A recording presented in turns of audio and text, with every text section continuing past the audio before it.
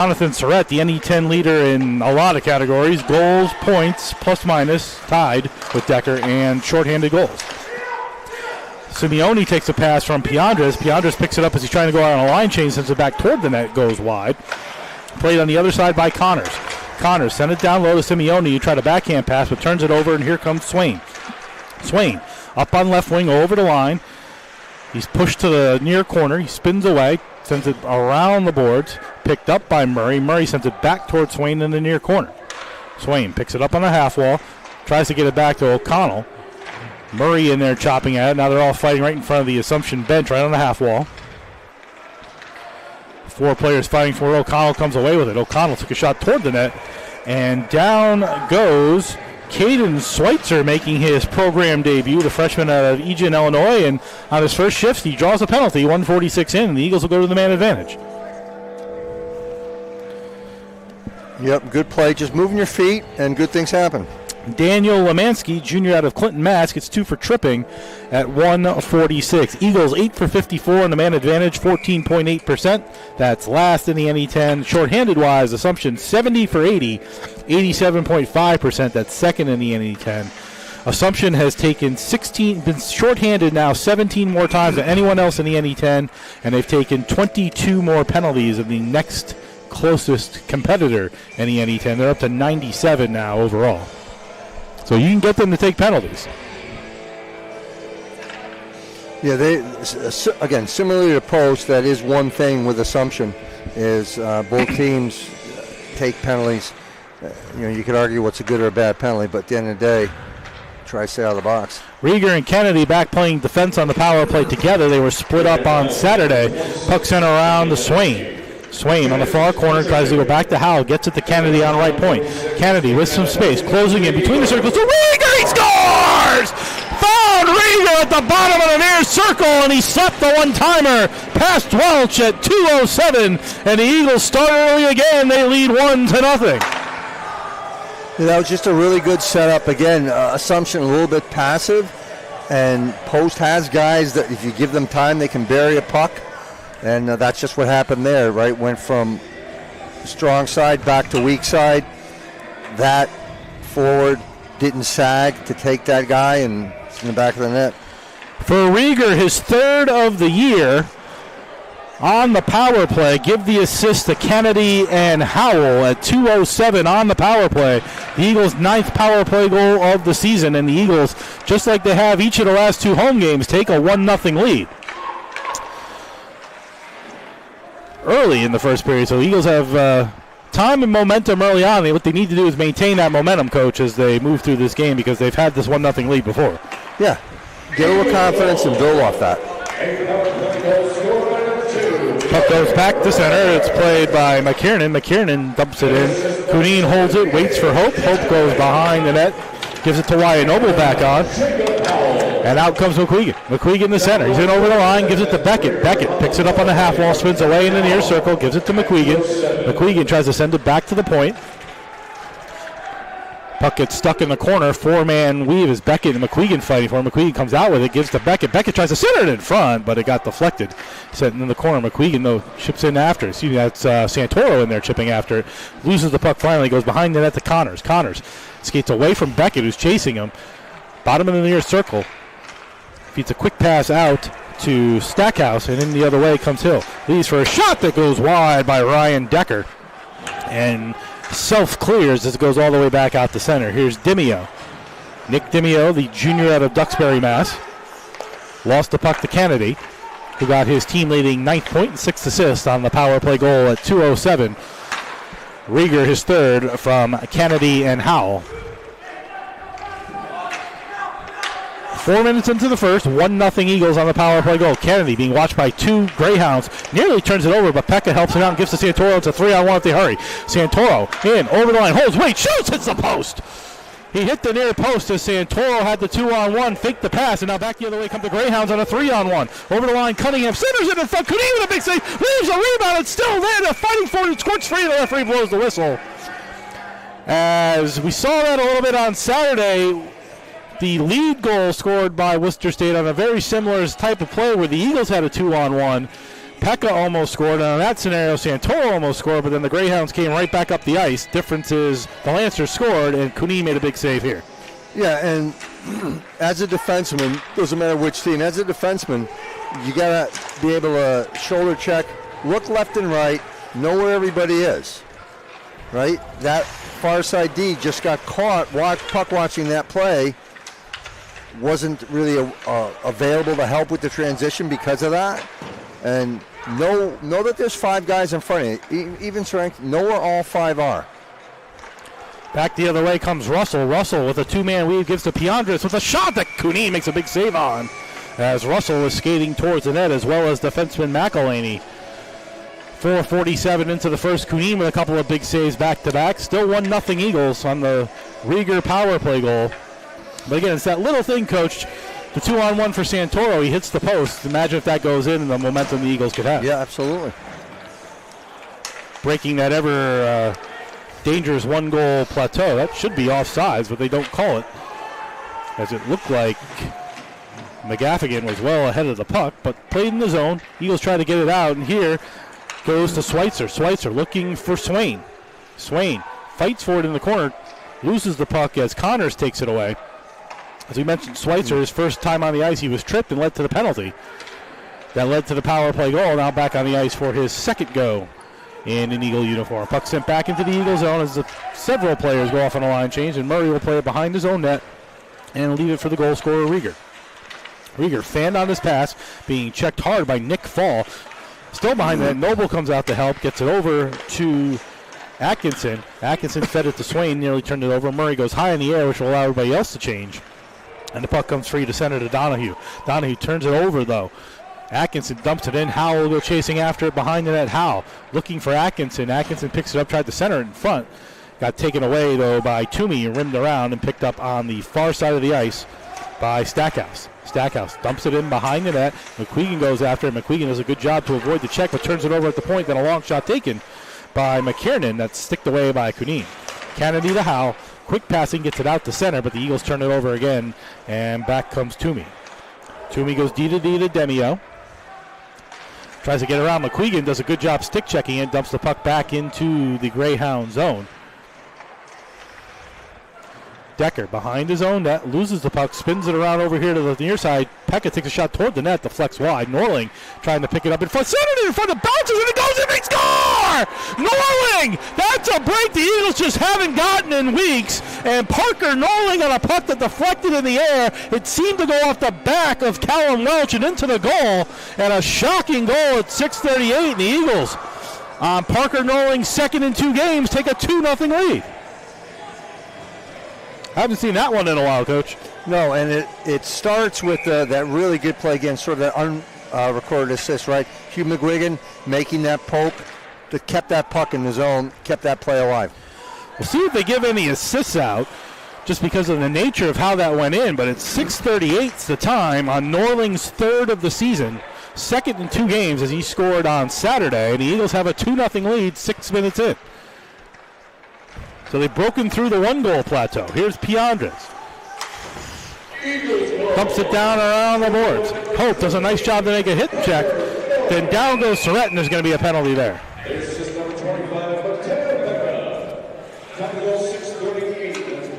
So they'll give an assist to Pekka on the goal. He's the one who kept it in and dumped it around on the Norling pop shot from behind the net that went off the back of the goaltender Welch and in to make it 2-0, but prosperity doesn't last long as at 7:07. The Eagles take a penalty. It's going to be James Hope, the freshman out of Napier, Illinois. And the Eagles go shorthanded for the first time today, leading 2-0. Assumption number 1 in the NE10 on the man advantage, 16 for 61, 26.2%. Post is 4th on the penalty kill, 41 of 48, 85.4%. Shot taken from the point goes wide, picked up by Jonathan Surratt over here, the NE10 leader in points and goals. Takes a shot toward the net with a screen in front by Piandres and stop by Ben Kunin.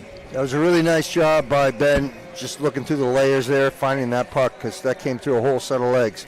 Really good job right there. Surratt, 6 foot, 215 out of Woburn, Mass. 29 points on the season, 17 goals, 12 assists. He's got 91 career points, and he's just a junior. Surratt has the puck roll off the stick. Eagles trying to get it out, but Surratt does a good job to keep it in. Closes in, but a good stick by Wyatt Noble deflects that into the netting behind Cunene. And we're 22 seconds into the man advantage. 7:30 into the first period. Eagles with a 2-0 lead on goals by Owen Rieger, his third, and Parker Norling, his third. Santoro and Russell on the draw to Cunene's right. Won by Santoro. Rieger tries to get it out, and he does. It goes past the stick of Toomey and all the way down the ice. Toomey behind his own net, comes out the near side, behind Welch, gets to the blue line, feeds it back to McElhaney, who goes across the ice looking for Surratt. It goes off his stick and chopped by Rieger. Back into the Greyhound zone.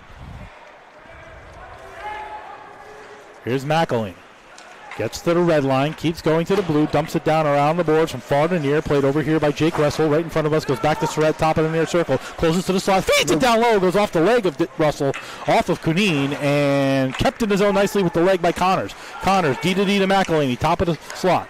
Comes down low over here for Russell. Russell goes goal line extended to Surratt, back to center point for a shot toward the net. It was stopped by the Greyhounds and put it right on. It doesn't go in, and then they score. It looks like Piandres might have finally gotten it, or Russell, one of the two sticks, as Ben couldn't control the rebound. Looks like they're going to give it to Russell, his third of the year at 8:26, and a power play goal by the Greyhounds have made this a 2-1 game. Yeah, that's a situation there where it's easy to say, hard to do, but I'd like us to look for bodies at that point and let the goaltender find the puck, because everybody was just fishing, so it becomes 50-50 who's going to get a stick on it, and unfortunately in this case it was Assumption. Ben made the initial couple of saves, but just couldn't control the puck. One puck went to the goal line. Eagles swept it out, but then eventually Russell got a stick on it and put it over the line for his fourth of the year, a power play goal at 8:26. We'll check on the assist. One should probably go to McElhaney, see who gets a second. Ooh. Down goes Russell. Excuse me, Decker. Puck kept in the zone by Cunningham. Cunningham spins it out in front. It goes off of Hope and all the way through to the other side. Swain trying to get it out, but kept in by Cunningham, then turned it over, and Kennedy sends it all the way down the ice, and this should be an icing, and it is. So officially the power play goal is Russell's third of the season. Excuse me. I think I said his fourth earlier. It's his third of the season. Give the assist to McElhaney, his 12th of the season. And Leo Piandres, who was fourth in the NE10 in scoring coming into the game, his 10th assist and 17th point of the season on the power play at 8:26. Shot toward the net. He scores off the faceoff. A long shot by Toomey. Beat Ben on the short side. And at 9:27, this game is tied at 2. Yeah, they're just one of those situations, unfortunately, where, again, like we say, you're not going to win every draw, but you just can't lose that draw. Might have been tipped by DeMarco in front. We'll double-check that as well. But face-off win clean by Simeone.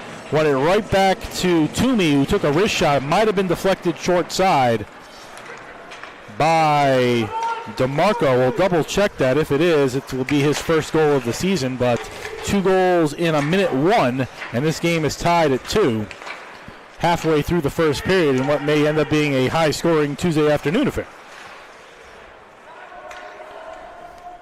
We'll get confirmation on the goals and the assists. Again, 2-2 right now. Puck sent up on right wing, goes high up in the air. Good comeback by the Greyhounds, rather. Puck won in his own set toward the net that rims around the boards. Played all the way over here by McGaffigan. Sends it back into the Zamboni corner. Checked off DeMarco. Turns it over to Howell. Howell can't get it out and sent right back in by Toomey. Officially, the goal is DeMarco's first, the senior out of Windsor Locks, Connecticut. Give the assist to Toomey and to Dean Simeone, the senior, out of Johnston, Rhode Island at 9:27. And this game is tied. Eagles had a 2-0 lead. Now it's 2-2. Both teams 1-for-1 on the man advantage, and both teams get an even strength goal. And that's where we are halfway through period 1. McCall sends it all the way down there, going to wave off the icing, played by McElhaney. So Good answer by the Greyhounds after being down 2-0, 6:38 in. They score 2 goals in a minute 1. This game is tied. And I think that's an offsides. 9:13 to go in the first, 2-2. Yeah, you just have to reset. I mean, it's early in the game, so we're back to 0-0, so to speak. And, again, it looks like maybe one of those games that might be offensively more wide open. And it'll just be on post to, again, don't lose your draws clean, right, obviously. Too many opportunities. Piandres with a rebound shot. Sorry, Coach, as Surratt took the shot from the slot. Then Piandres had a rebound shot again. Long shot from the point, stopped by Kunin. Russell centers it in front, closing in a shot off the post. As Surratt made a nice move on a nice setup by Russell. He's been all over the place early, and the post helping Ben there as McCowell gets the center. He falls down, turns it over to Piandres, brings it back in on left wing over the line. Leaves it for Surratt. They return it to Piandres. Goes behind the net, tried to recenter as he lost his angle, and Rieger takes it on the turnover. Kimball touches the puck. Puck goes all the way into the Greyhound zone. Eagles haven't had any pressure since that power play began. That led to the first Greyhounds goal, and then the second. They have not had a shot on goal since. That's over 4 minutes now. Beckett inside his own zone, goes up the middle with a nice pass to Kennedy. Kennedy, 4-on-4 they play right now. Kennedy to Santoro. Santoro toward the net, just goes wide as Hope and Decker were fighting it out inside the Eagle zone. Hope on the ice. Decker with his stick wedged between the armpit and the body of Hope. Referees let it play it out, and finally the puck comes into the Eagle zone. Sent toward the net. Decker shot deflected by Kennedy into the netting with 8 minutes to go in the first period. 2-2 here this afternoon at the Sports Center of Connecticut. Don't forget to join us in the first intermission. We'll go around the post-university sports scene, as we do in the first period intermission of all post-university men's hockey home games. And that's in the first intermission. Swain up on the half wall, tries to chop it out. Eagles get it out of the zone as Swain gloves it ahead. That is a hand pass to Connor Murray. Eagles saying it was touched by the Greyhounds, but they're not going to take it back, so face off deep inside the Eagle zone. As Simeone will come to take the draw against Connor Murray to Ben's left.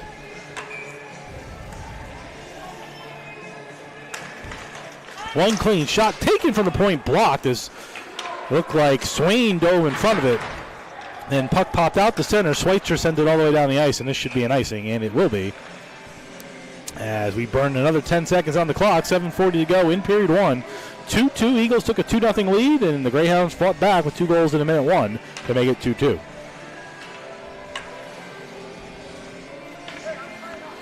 Murray and Simeone on the draw. Simeone wins it again. Eagles manage to get a stick out of Hope, and turns it over. Coming in with a shot toward the net. It was Lemansky, and a good play by Ben to cut off the angle, and back the Eagles coming the other way. Here's Schweitzer. Schweitzer gets over the line, 1-on-3. Gets it to Swain, who leaves it for Hope, who shoots right on, stopped by Welch. Rebound sent to Howell, sends it around the net. Watched by 2 Greyhounds. He tries to get it back to the corner. Instead, he reverses the flow and turns it over. Simeone comes away with it. Simeone. Pass out that chops off the stick. Hope gets it, plays it out to Swain. Swain goes back to O'Connell right here in front of us in the broadcast center. Tips it up to Swain, who gives over to Howell. Howell, 2-on-2 with Pekka over the line. McQueen coming on to help out. He goes behind his back, loses the puck, and here's a 2-on-2 rush back the other way. Donahue over the line with a long shot. Left the rebound, did Kunin, who made the initial save, and Pekka will take it and go back up the ice the other way on a 4-man weave. Here's Pekka on right wing over the line. Holds, waits, far circle, looking for McQueen between 2 Greyhounds. Turns it over. And here's Nick Fall. Fall goes up in the air, turns it over to McQueen. Comes in over the line, waits for everybody to get a line. Chase takes a shot toward the net, deflects it to the netting behind Callum Welch with 6:34 to go in the first period. Still 2-2, playing a little end-to-end action here. And in some ways, Coach, might be good for the Eagles. 7-6 game might not be the worst thing for the Eagles, just to know they can put the puck in the net. No, and again, at the end of the day, they have to play 5-on-5. They're such a better team. I know they scored a power play goal, which was nice. Always great to do that, but you got to play 5-on-5 with this squad. Noble takes it from right point, sends it behind the net to Bolak. Bolak being pinned by Toomey.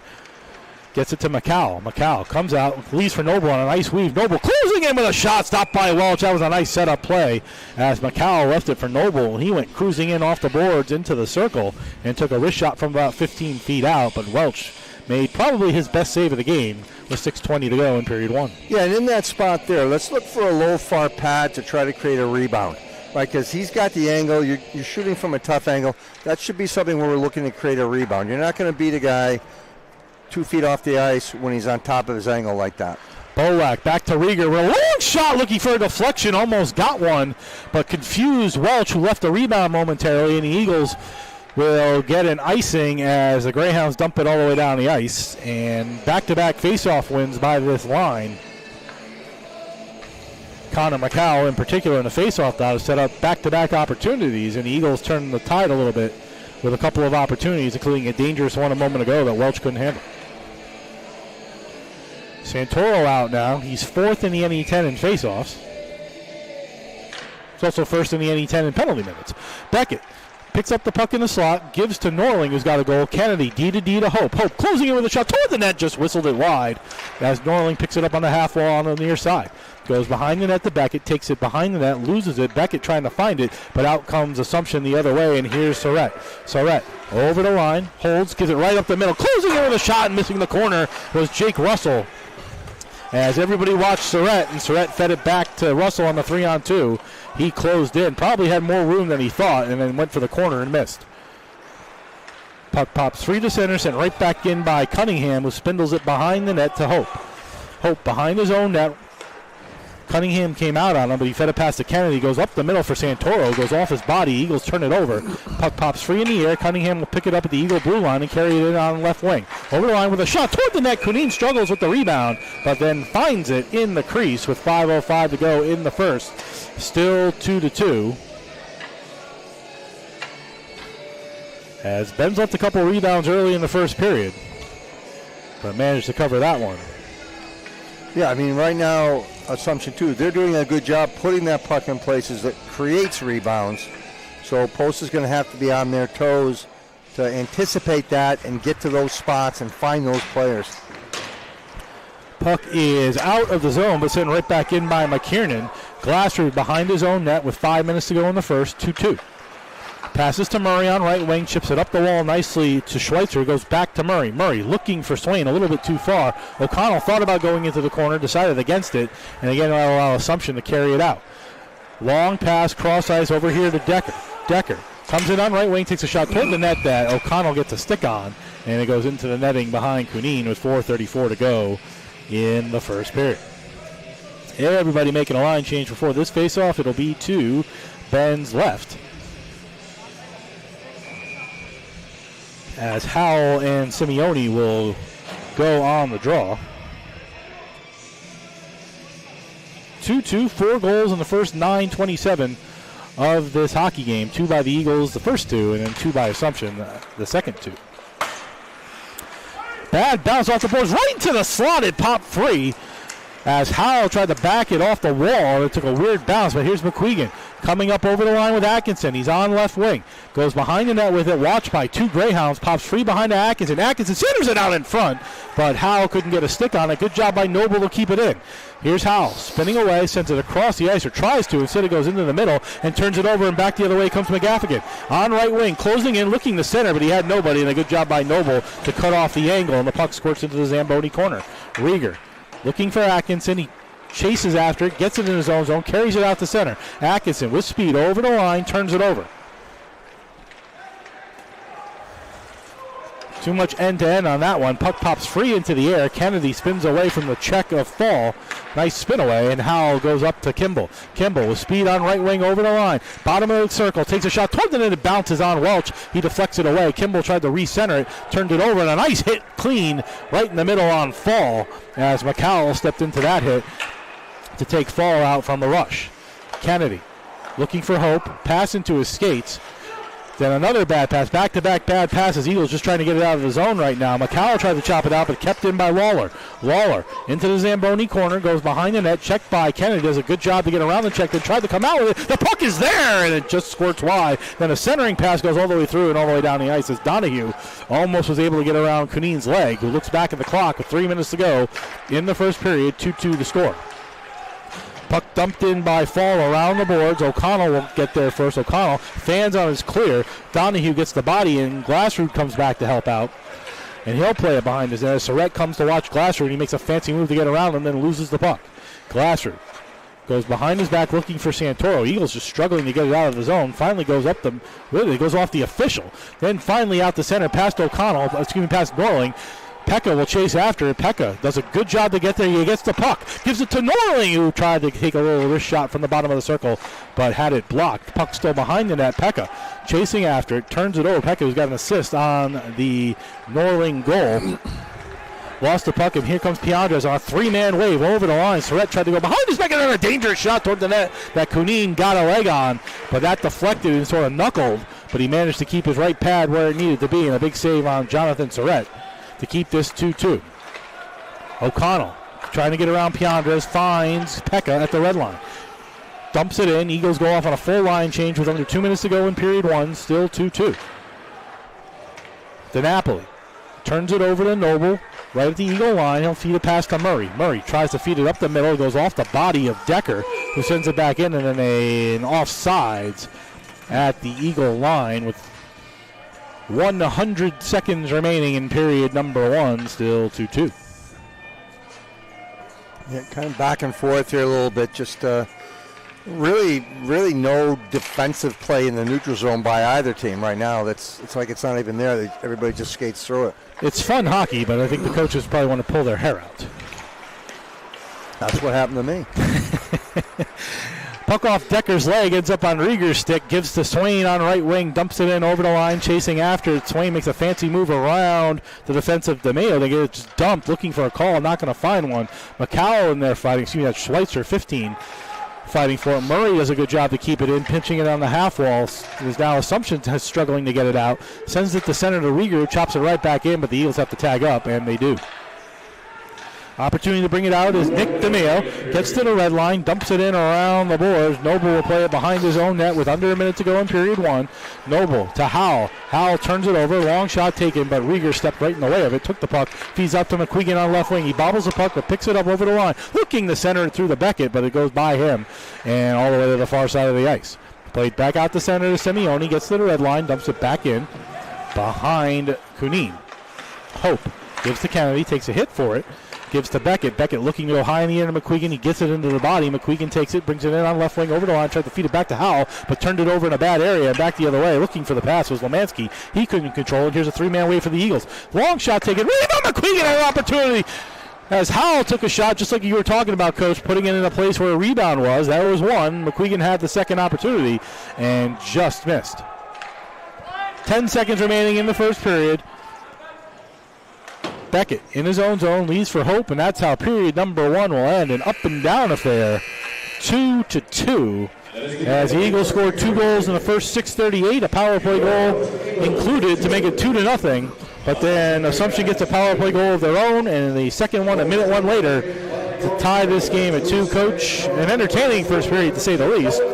Good to see the Eagles get 2 goals, so some positives to take away, but a 2-0 lead that goes away.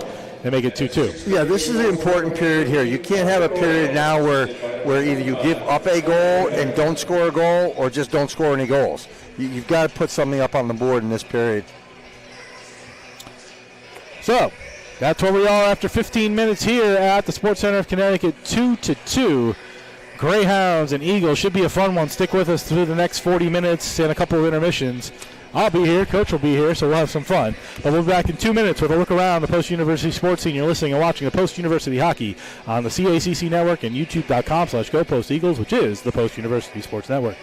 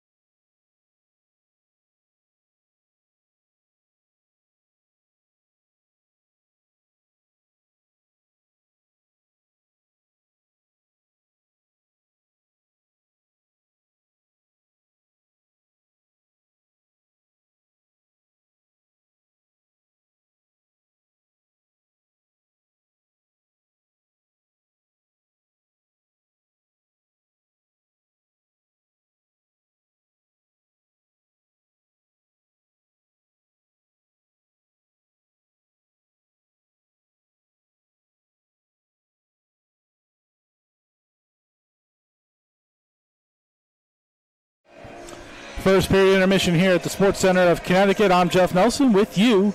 Eagles and Greyhounds tied at 2 as Rieger's third, a power play goal at 2:07. Norling's third at 6:38 gave the Eagles a 2-0 lead, but a power play goal at 8:26 by,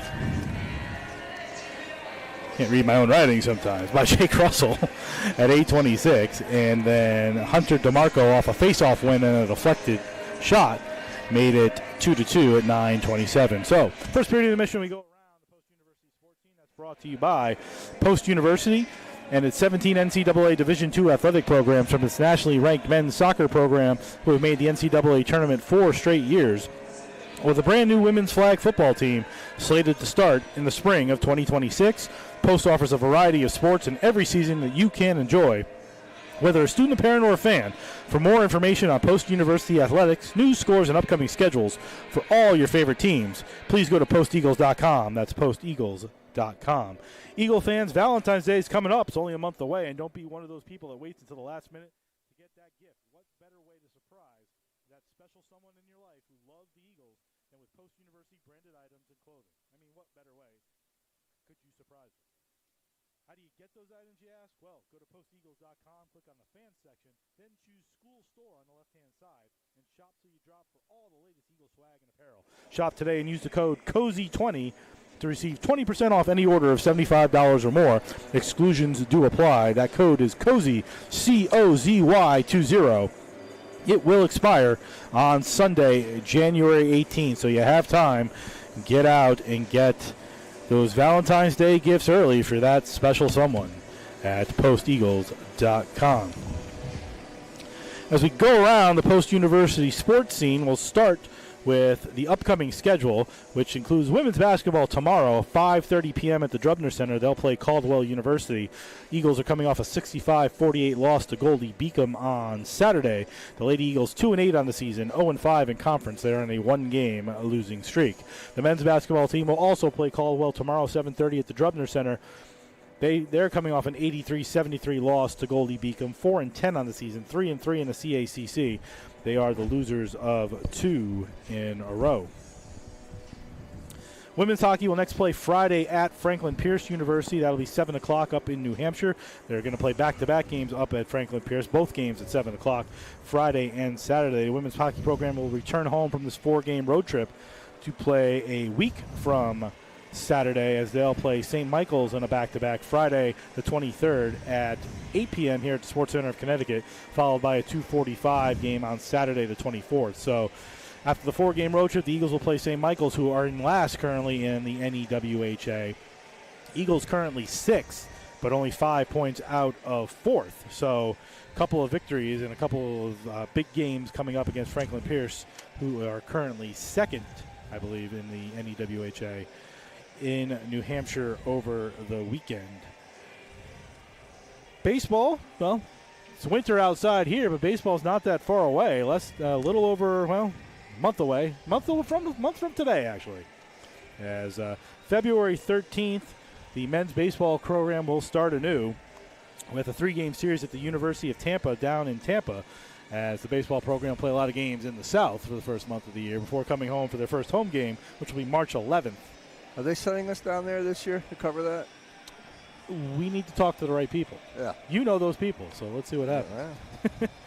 As for softball, they'll start their regular season on March 6th. They'll host a doubleheader against Southern Connecticut University up at Memorial Stadium. At Lamoille Field, rather. Baseball will be at Memorial Stadium. Softball will be at Lamoille Field. Those games will be on May 6th. And as we mentioned, women's flag football, they're not that far away from starting that either. The brand new program for Post University. They'll start with some neutral site and road games on February 28th, but they'll play the home opener on March 8th at the Sunday, 11 a.m. against Wagner College up at Lamoille Field. So if you've ever wanted to watch some flag football and be interested, we're going to broadcast it for you live this season on the Post University Sports Network. I'll be there. We might have somebody with us. Coach, you want to do some flag football with me, or am I going to find a football guy for that? No, I like that. I like flag football. All right. So That's maybe good. Coach will join me. in the Flag Football universe. Again, the home opener will be March 8th at the Sunday, 11 a.m. They'll play Wagner College once, and they'll play Wagner College again in a doubleheader at 12:30 p.m. on Sunday, March 8th. I'm really good at the short passes in the flat, and then I just jog out of bounds. That's solid work right there. 3 to 5 yards at a time. It is a growing sport, I'll say that. They are building more and more teams, so see where that goes. That's your look around the post-university sports scene for a Tuesday afternoon, January 13th here at the Sports Center of Connecticut. Coach and I will be back in 2 minutes with a recap of the first period and get you ready for the start of the second period. In 2 minutes, you're listening and watching the Post-University Hockey on the Post-University Sports Network.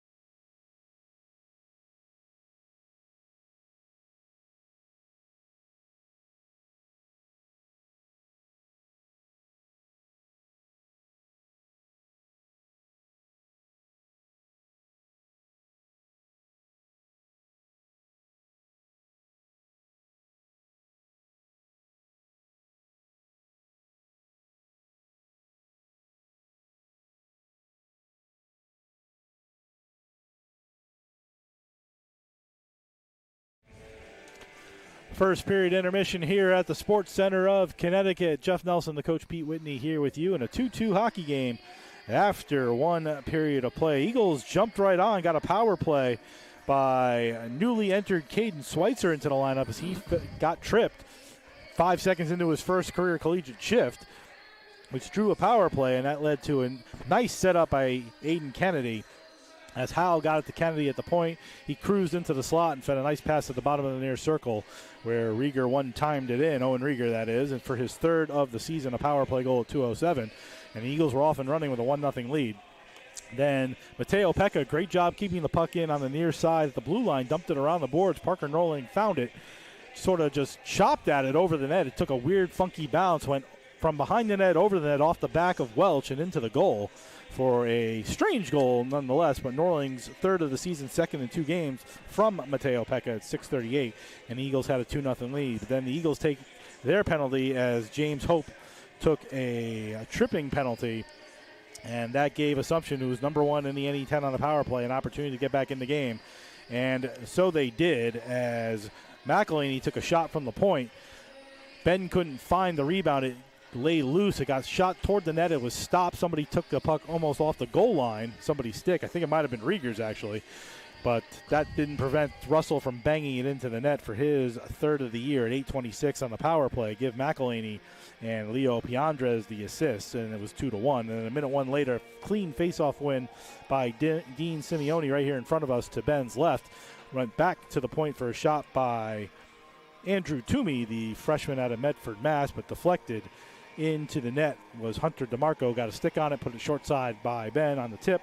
The senior out of Windsor Locks, Connecticut, for his first goal of the year at 9:27, and that's where we stood after 20 minutes of play here at the Sports Center of Connecticut. Coach, your thoughts on an up and down first period? Some good things to take from, some bad things to take from. Yeah, again, I think Post is good when they're going north-south with that puck. I think handling it less if you can in the defensive zone. So you get that puck where it goes from one D, then that D has to go back to another. Very often, honestly, that's because the forwards are too far ahead at that point. So we need a forward coming to swing back to be an easy out for those players to support them. The forwards, I think, are just jumping it a little bit too quick, or the defense isn't recognizing where they are quick enough. I mean, sometimes it's a combination of both. So, but I would like to see, certainly once a forward sees that a defenseman has to go D to D to his partner, someone should be coming back on that strong side to support that player to give them an easy out. I know we talked about the ice before the game. Eagles, again, fanning on some passes, particularly in the zone to our right. I don't know if that's an ice thing or just something else, but there were some poor passes just sometimes getting out of the zone where it was just cross ice, between the circles to the D-man, off a leg, fan, miss. So I'm not sure if that's an ice issue or concentration issue, something we're missing. Some of it is communication, too. Like, we're up here right there, but I don't hear partners calling for pucks to each other. And that empowers me. If I know that you're going to give me a puck and I hear my name, then I'm going to be mentally that little bit more ready for that pass.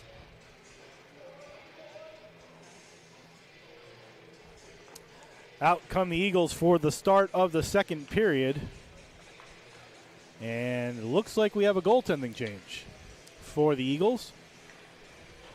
Some of that may be this is a 10-game stretch in 25 days for the Eagles, and Ben has played all of them and has stood tall in all of them, although he has not come on the ice either at all. So Kunin not on the ice as the Eagles take for the start of the second period. That means John Simon will take over. John Simon, 6'9" tall. That's before you put the skates on. The freshman out of Fargo, North Dakota. He's 0-1-0 on the year, 2.06 goals against average, and a .933 save percentage. So Kunin out. Given that he's not on the bench, makes you think there's an injury of some kind. But can't speculate further than that, Coach, as John Simon takes the pipes. Injury or illness, one of those two, sure. Noble in his own zone as the face-off is won. Eagles going left to right as you look at your screen and dial. Greyhounds going right to left in the blue. As you look at your screen and dial as we start the second period here on a hockey day in Connecticut. Puck into the Greyhound zone, sent all the way over here and behind the net, played by Demio. Demio sends it up to the half wall, tries to get it out, but it goes off a leg and back to Demio. Played by Toomey. Toomey goes high in the air on a backhand, too far for his forwards, and Noble will play it in the neutral zone. Quickly back the other way is DiNapoli, though, on right wing. Seeds it in the middle, and Simon makes his first save with the blocker. Again, Simon, 6'9", out of Fargo, North Dakota, in a game here, replacing Ben Kunin. Puck too far ahead for Schweitzer. That should be an icing, and it will be, as back to touch up is David Waller. 52 seconds into period number 2, still 2-2. First time we've seen Simon on home ice, Coach. What do we know about the big boy from North Dakota? I'm trying to think if he actually played against Assumption earlier in the season. There was a road game where he played. I can't remember who exactly he was in the net against. But again, a big body, a different dynamic. Greyhound send the puck toward, definitely not performance related. Again, Kunin's not even on the bench did not come out with a team for the second period. Noble is hit hard, looking for a call. The Eagles turn it over. Puck bouncing in the slot, then a pass by Surratt. Now the whistle blows, and now there's a hooking call as the puck goes into the net, but they're going to wipe that off, as I believe the Greyhounds are going to get 2 minutes for hooking. At 1:07, let's see who gets it. It's going to be Jake Russell, the freshman out of Arlington, Massachusetts. And the Eagles will go to a power play. This is sort of how the first period began. Yeah, Post doing a better job there, too, in the defensive zone of actually picking somebody up, not just being in an area, right? If I can't lift your stick defensively, I'm not in the right spot for the guys in the house. Santoro on the draw with Decker to the right of Callum Welch. Russell 2 for hooking at 1:07. Eagles 1 for 1 on the man advantage as Rieger scored a goal on the power play.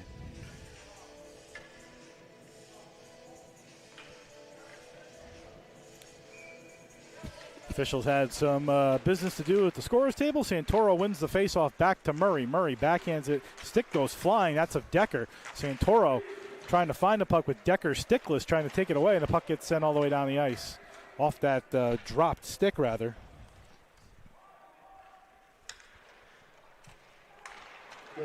Turns it over. Decker then gives the puck up to Beckett, who feeds to Swain, and there's going to be another delayed penalty. Eagles turn it over. It's slapped into the goal by Surratt, and that's going to be a 5-on-3 for a minute 32 at 1:35. And I think that's going to be Decker. See if it's tripping, hooking, or interference. You could probably pick any of the three. And I'll go with the trip. So Eagles will have a 5-on-3 now for a minute 32, barring anything else. A minute 35 into the second period. Good play by the Eagles, though, just to turn that puck over and get the 5-on-3 instead of trying to create something on a 6-on-4. Eagles don't win the faceoff, though, and the puck sent all the way back to the point, but not out. Rieger over here for Kennedy, fakes the slap shot, goes back to Rieger, top of the far circle, comes across to Kennedy. Kennedy down low for Norling, who tried to rip it through the crease area, but Schweitzer wasn't ready for it, and it comes all the way out. Rieger, nice job to kick it to his stick. Brings it in over the line on right wing. Goes across the ice to McCall. McCall back to Rieger. Rieger has it taken off his stick by Surratt. The NE10 leader in shorthanded goals is Jonathan Surratt. Again, among 14 other things he leads the league in. McCall fakes his shot. Goes back to Schweitzer. Rolls off his stick to Kennedy. Kennedy, center point, being watched and stick checked hard. Gives to McCall. McCall goes across to Rieger. Rieger to Norling. Toward the net. Gets blocked by Surratt in front. Kennedy fakes going back to the point. Goes across the ice slowly. Long shot taken over the net. The net is off its moorings, which they need to fix. And then here comes Surratt the other way on left wing. Surratt over the line going toward the net. He's taken down. That should be probably a penalty. Just going to call a penalty. Yeah, I think he got the shot off. As Simon made the save, Surratt scored himself into the goal, which doesn't count. Both referees with the same call. I think they were trying to figure out who was going to make it. But 5-on-3 gone. Now 4-on-3 as it's going to be Rieger 2 for slashing. And, again, that's the danger. Jonathan Surratt, NE10 leader in shorthanded goals. He just broke away on a 5-on-3. Rieger forced to take him down. And at 2:33, we're now 4-on-3 for 36 seconds. That's an interesting call by the officials, too, because Post got a penalty for taking the Assumption player down, but they're not letting Assumption change because they said their player took the net off. Don't have a good answer for that one. I got to read the book. I'm sure they're right. I got to read the book. I don't have a good answer. We had questionable officiating, particularly in the last 5 minutes on Saturday, and it doesn't surprise me at that point. 4-on-3 for the Eagles for 30 seconds. So the Eagles still on the man advantage. Over the line is Murray. Murray comes toward the net, looking for a backhanded. Chipped on rebound. It's bouncing. It's still there.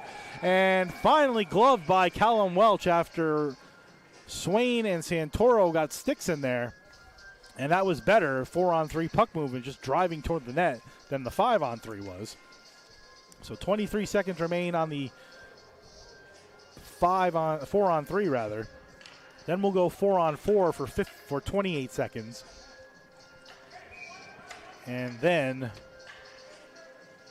the Greyhounds will have a power play if everything stays the way it is. Murray toward the net, glove by Welch, deflects off the glove and then sent all the way out to center where Piandres was hanging. He takes the puck. He's on a breakaway from the red line in. Closing in, shot stopped by Simon, who used his right pad to get on as Piandres broke from center after the puck hopped over the stick. And now we're 4-on-4 as Santoro comes back in the other way. He makes a move, comes toward the net. Santoro lost the puck. He was taken down. No call there. And back the other way comes McKiernan.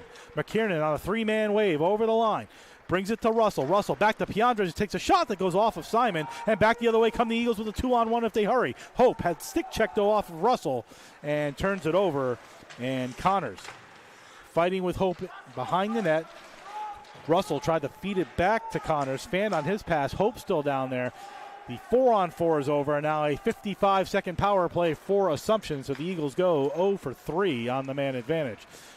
McQuegan takes the puck off Russell's stick, sends it into the Greyhound zone, played by McKiernan behind his net. He'll go behind his back to Russell with 40 on the man advantage. Greyhounds 1 for 1 on the power play today as they scored a goal in the first period. Connors gets to the red line, feeds it over to Decker. On right wing, Decker tried to go back, fell down, centered it in front, took a shot toward the net, was DiNapoli, stopped by Simon, then a rebound sent on to Simon, who makes another save. With 4:09 gone in the second and 24 seconds remaining on the Greyhounds' second power play, still 2-2. Eagles with a couple opportunities, 4-on-3 and 4-on-4. And then the Greyhounds with a couple opportunities, 5-on-4. But the big save by Simon on the Piandres breakaway, Coach. Yeah, I think we need to get back to 5-on-5 here to get some pace and rhythm going back in their game. Noticed it on the first power play the Eagles had, too. The Greyhounds love to hold that player at the blue line. As soon as that puck is turned over, they race ahead, and that's how Piandres had a breakaway from the red line in. Back to the right point. Gives it down to Decker at the bottom of the far circle. Takes a shot toward the net. That's stopped by Simon with 8 seconds remaining on the man advantage. If you're just joining us, Ben Cunneen played the first period, gave up 2 goals. Played well, though he did leave some rebounds, but did not come out for the start of the second period, so we don't know if there's an illness or injury or some other thing. He did not come out at all, so he's not sitting on the bench, so don't want to go beyond that. Chop shot toward the net that goes into the netting. Simon got his blocker on it, and that'll leave 3 seconds remaining on the man advantage for the Greyhounds. Santoro coming out to take this face-off. He was 4-2 in the first period and is 4th in the NE10 on face-off, so McCowell not going to take this next one as the Eagles want to kill off the last 3 seconds. Cunningham on the draw for Assumption. Again, big game for the Eagles, big game for Assumption as well, but the Eagles want to get back into the NE10 race. A win here today before they go on the road to play non-conference Massachusetts College of Liberal Arts before the NE10 season really starts in earnest again. Long shot from the point, stopped by John Simon, the freshman of North Dakota, who has replaced Cunneen in goal. Puck dump behind the net. Eagles offside, so they'll have to tag up. Power play over. Assumption 1 for 2.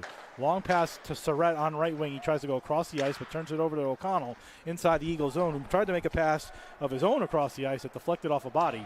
Went to McElhaney. He'll rim it around the boards. Pekka tries to chop it away from DiNapoli. He did momentarily. Sent the puck toward the net. Glassroot plays it up the wall out the center. Pekka does a good job to play. Here's a 3-on-2. Pekka over the line for Bolak with time. He had a lot more time than he thought. Instead tried to pass it. Here's Glassroot. Tries to center it, goes off his stick. Eagles a couple opportunities there. They didn't shoot it, instead turned it over. Back the other way up on right wing, over the line is Simeone. He gets stick checked by Noble, and a centering pass off a leg, doesn't get in front. Simeone plays it behind the net, goes behind his back, looking for somebody, comes back to the point. Long shot taken, blocked in front, didn't get to Simon. And then a long pass up the wall to Schweitzer. This could be an icing, but he might win the race, and he did. Schweitzer won the race, avoided the icing, as Demio took the body, not the puck, or else we would have had an icing. Demio tries to come up with it, turns it over. Swain gives it down to Schweitzer, who turned around, and a left pad save by Swain, who just got the toe on it. Good job by Swain to get it. Good shot by Schweitzer. Nice save by Welch, who looked shaky early but has played better since. Connors up on right wing to McElhaney. Over the line, feeds it across the ice. Looking on a 3-man passing wave for Simeone, but it rolled off his stick. Connors turns it over. Eagles go high up in the air looking for the puck. It rolls off the dasher as it just rolled there instead of moving. So Swain wasn't able to pick it up, and back the other way comes McGaffigan. McGaffigan, cross-ice dump from far to near. Eagles can't find the puck, but it's centered in front. Noble took his stick, tried to chop it out the center, didn't get it there. Kept in by McGaffigan. McGaffigan checked by Noble. Noble gets it behind the net, tried to rim it around the opposite side. McQuegan has it. McQuegan goes up the wall with a nice pass to Rieger. Here's a three-man wave for the Eagles. Over the line is Atkinson on left wing. Atkinson tried to go toward the net. He was stick checked and taken down the center in front. The puck bounced, and Welch made a big save there as Atkinson taken down and a stick into Howell. There might be a call for the stick into Howell after the play, and there might be an Eagle power play at 6:44, as that was sort of a nothing burger, and then Howell kind of came toward the puck and got chopped down. So somebody's getting 2 minutes. Let's see. Is Howell getting the 2 minutes? It's like Howell's getting the 2 minutes, actually, Coach, so the Eagles are going to be shorthanded. I don't see It's this one who calls it, signal. so we're waiting to see signal. Here it comes. No. I think here we go. Yes, no. Okay, 2 minutes to Howell for something. We don't know what it is. Neither referee made a signal. But the Greyhounds on their third power play of the game. Eagles just killed the 58-second power play off. And now we'll have to kill up this one. Tied at 2. Face-off, one to the point shot. Toward the net, deflected, and a nice stop by Simon. Pekka tries to get it out, can't get it out. It's a slashing penalty. It's a good takeaway by Macau. Macau with Pekka. Comes up on right wing, sends it down around the boards. Pekka will chase after it, killing off the first 20 seconds of the man advantage. Simon making a couple of saves early on the man advantage. 2-2 to score all the goals in the first 10 minutes of the first period. Surrett breaks it in around Hope. Good the net with a forehand shot that just goes wide. You can see why Surrett leads the NE10 in goals. He just blew around James Hope and had a golden opportunity that he just missed the net on. Eagles send the puck all the way down, so Welsh will play it. They'll make a full line change as well with 45 seconds gone on the Greyhounds' third power play. Toomey feeds to Surrett. Surrett with speed over the line through the middle of the ice. Makes a left-hand veer. Tried to get it on net, but Santoro did a good job chopping it away. It goes back to the point. Toomey centered in front with a nice tip play by Cunningham, who looked to get it down low to Piandres, and now a whistle behind the play for another penalty. But I'm not sure who that one's on. One referee had slashing. One had interference. I think this might be on the Greyhounds, Surrett, and it is. So interference to Surrett at 7:47. That ends the third Greyhound power play. We'll play 4-on-4 for 58 seconds, and then the Eagles will go on their fourth power play, barring any other penalties. And this is where you got to kind of build off this now, right? You got to get your opportunities 4-on-4. You're going to get a minute and change on a power play. Make that count. Felt like that series, Surrett tried to do a little bit too much there, and he ends up with the penalty after nearly scoring a goal twice. McQuegan comes away, turnaround shot around, rebound toward the net, just goes off the side as McQuegan turned around at the bottom of the near circle, found the puck. Welch wasn't able to hold it. Murray took a shot that goes off the side of the net. We're playing 4-on-4. Nice stick as Connors tried to go around the defense of Rieger, and he'll get it out the center with 35 on the 4-on-4. Decker spinning in his own zone. Tries to go around McQuegan. He gets to the red line, feeds a pass on left wing a little bit too far for Demio. He'll chase after it. It goes behind the net to Rieger. Rieger, chip play to McQuegan. McQuegan, 2-on-2. He's got Schweitzer. Schweitzer over the line. Tries to make a move of his own, sends it toward the net, goes wide, gets taken down as well. No penalty with 10 seconds remaining on the 4-on-4. Here's Connors. Getting to the red line, continuing on, trying to go around Noble. He did. He'll chase it down into the behind the net, behind John Simon. Noble and Norling there. Power play begins for the Eagles now for 5-on-4. Eagles trying to get the puck away from Connors. The puck centered in front. The only one there is McCall, then sent all the way down the ice for some reason by Schweitzer. Greyhounds can ice it. The Eagles couldn't. But they'll start behind their own net with 45 seconds remaining on the Jonathan Surrett interference penalty. Here's the Eagles' fourth power play of the game. They're 1 for 3. Kennedy with some speed over the line on left wing. Has Norling going toward the net, looking to center. He fanned on his pass, then turned it over. Puck sent up high, gloved down by Hope on right point. Hope holds, waits toward the net with a heavy wrist shot that's stopped by Welch, and the puck sent all the way down the ice. That's a good wrist shot by Hope, but a nice save by Welch. Kennedy leaves for Hope with 15. Eagles one last rush here on their fourth power play. Long pass to Santoro on left wing. Santoro with Howell over the line. Santoro tried to make a move toward the net, turned it over. Howell picks it up in the far side corner, gives to Hope. Hope faked his pass, which would have sent Priandres on a breakaway if he did. Goes back to the point, power play over, penalty on the play, behind the play. That's off as too. Howell takes a shot toward the net, and nobody's happy with that.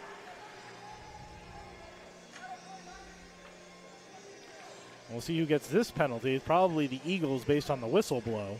But I did not see it, Coach. I don't know if you did. I did not. I saw the net off. I thought initially that that's why he was blowing the whistle. I didn't really see anything that was egregious. 10-11 to go in the second period, a penalty-filled second period, and that'll be Howell with something. He looks like he's getting a misconduct of some kind as well, correct? Yeah, that's unsportsmanlike. Question is, they're going to give him 2 and 2 or 2 and 10. The unsportsmanlike is for taking the shot after the whistle blew. Question is this going to be two 2-minute penalties or 2 and a 10? And it looks like a 2 and a 10 is going to be my guess because we're going to play 5-on-4. Santoro and Russell on the draw to John Simon's left. Although now the officials are going to talk it over.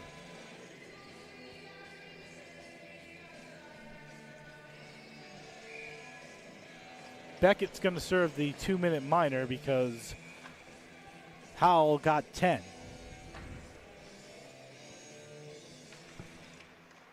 Face-off one. Surratt tried to go toward the net, had it chopped off his stick nicely by Pekka, and the puck sent all the way down the ice. Stopped by Welch. Fifth power play for the Greyhounds has been a penalty-filled second period in the first 10 minutes. First 10 minutes of the first period was a goal-filled penalty. Brought in over the line is McElhaney. Puck sent all the way down the ice. I didn't hear what the 2-minute call was for, Coach. Did you happen to hear that? No, I didn't hear it. Couldn't pick it up. Either way, 2 and 10 for Howell, so he's going to be done till the third period. Puck given to Surratt, who brings it in on left wing. He's got speed. He gets around Kimball, rather. Puck sent from near to far.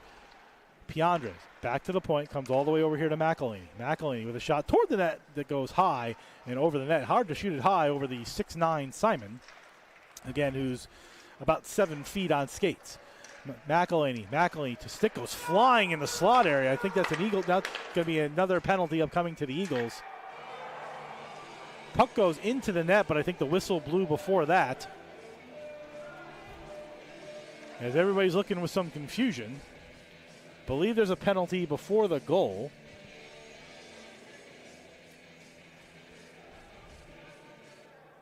So we've got 2 for interference to Glassrud, and now the Eagles will be 5-on-3 down.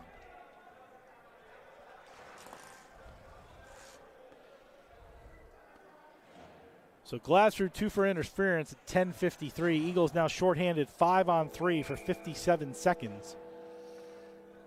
Santoro, Noble, Rieger, the Eagle 3. Decker on the draw. This is to the left of John Simon, who's replaced Ben Cunine, who is not on the bench. Greyhounds win the face-off, go D to D. Toomey takes a return pass off his stick, and that was actually McKiernan, 5, not 6. That puck goes all the way down the ice, so the Greyhounds clear the puck for the Eagles and kill off the first 15 seconds of the 5-on-3.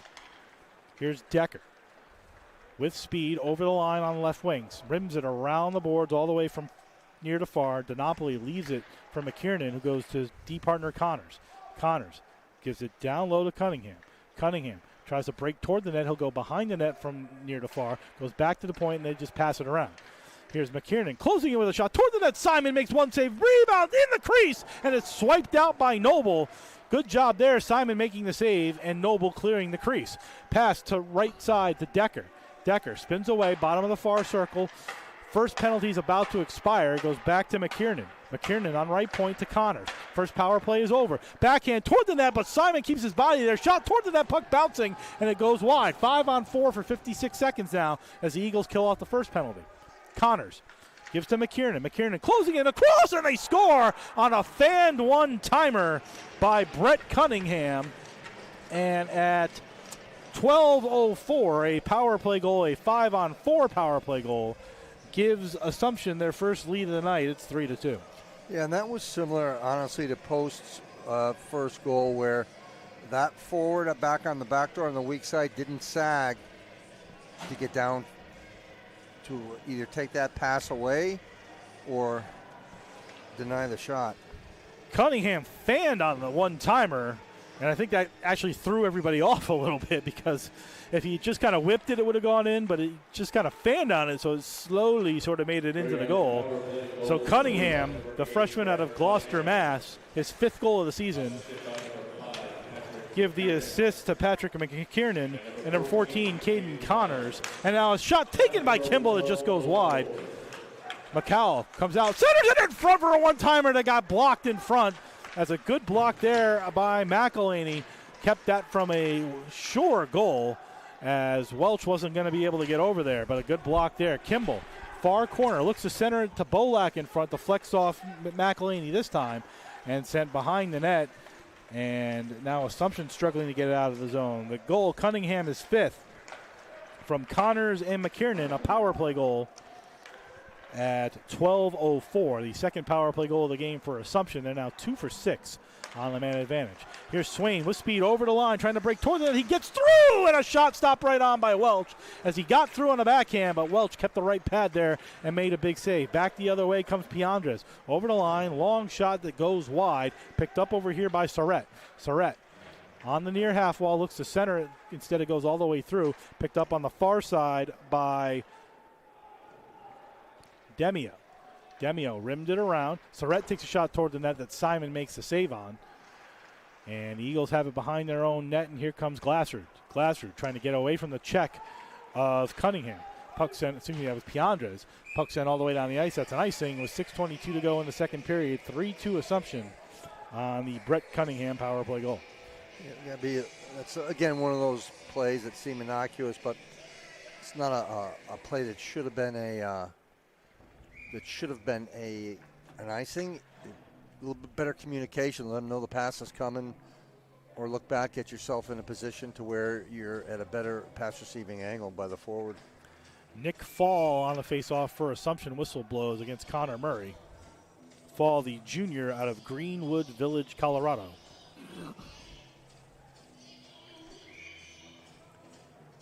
To the left of John Simon. Shot toward the net off the face-off win. Actually looked like Murray won the face-off, but the chop shot toward the net was taken by the Greyhounds. Schweitzer tries to get it up the wall, kept in by the glove of Connors. Connors, who just assisted on the goal, gives it down to Donahue. Puck sent behind the net, played by Glassroot as he tries to get it out. Still being chopped at all the way up the ice, looking for Schweitzer, but overpassed it. Long pass right up the middle onto the stick of Stackhouse. Stackhouse and taken down, and a whistle. I don't know if there's a penalty. There will be. That's a trip. And the Eagles right back to killing a penalty. Assumption will now go on their 7th power play. As 2 minutes for tripping will go to, looks like O'Connell, I'm going to guess. And it's O'Connell, 2 for tripping at 14:08.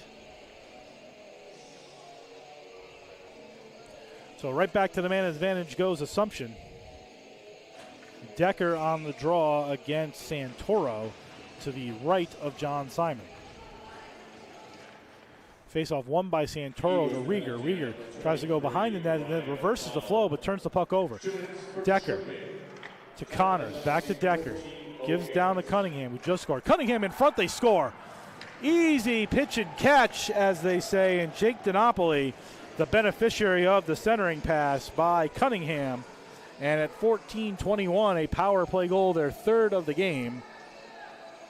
And the Greyhounds now take a 4-2 lead on DiNapoli's goal.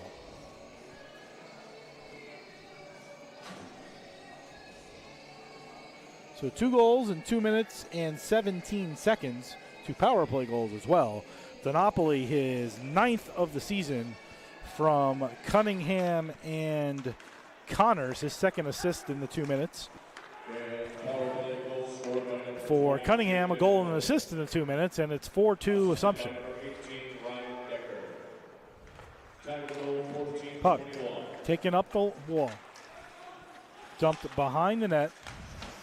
Bolak does a good job to give it to Kimball. Kimball goes back to the point to Hope. Hope on right point, closes it, takes a shot toward the net. It just goes high and wide. Bolak rebound, net off its moorings, puck bouncing around. Goalie does a good job to put it back on the net. And that's Welsh. And then Kennedy being chopped at as the puck goes out the center. Nice long cross ice pass to Bolak, but Bolak was going off on a change, so he has to come back to play it to Hope. Hope being stick checked aggressively by Russell. Gets the pass up the center and then dumped in, and then a deflection off the benches. His arm had been up for a penalty. A penalty-filled second period here. Somebody's getting a cross check. And is this going to put the Eagles on the power play? I think it might. It might be Russell, actually. But let's see. Nobody's gone into the box yet.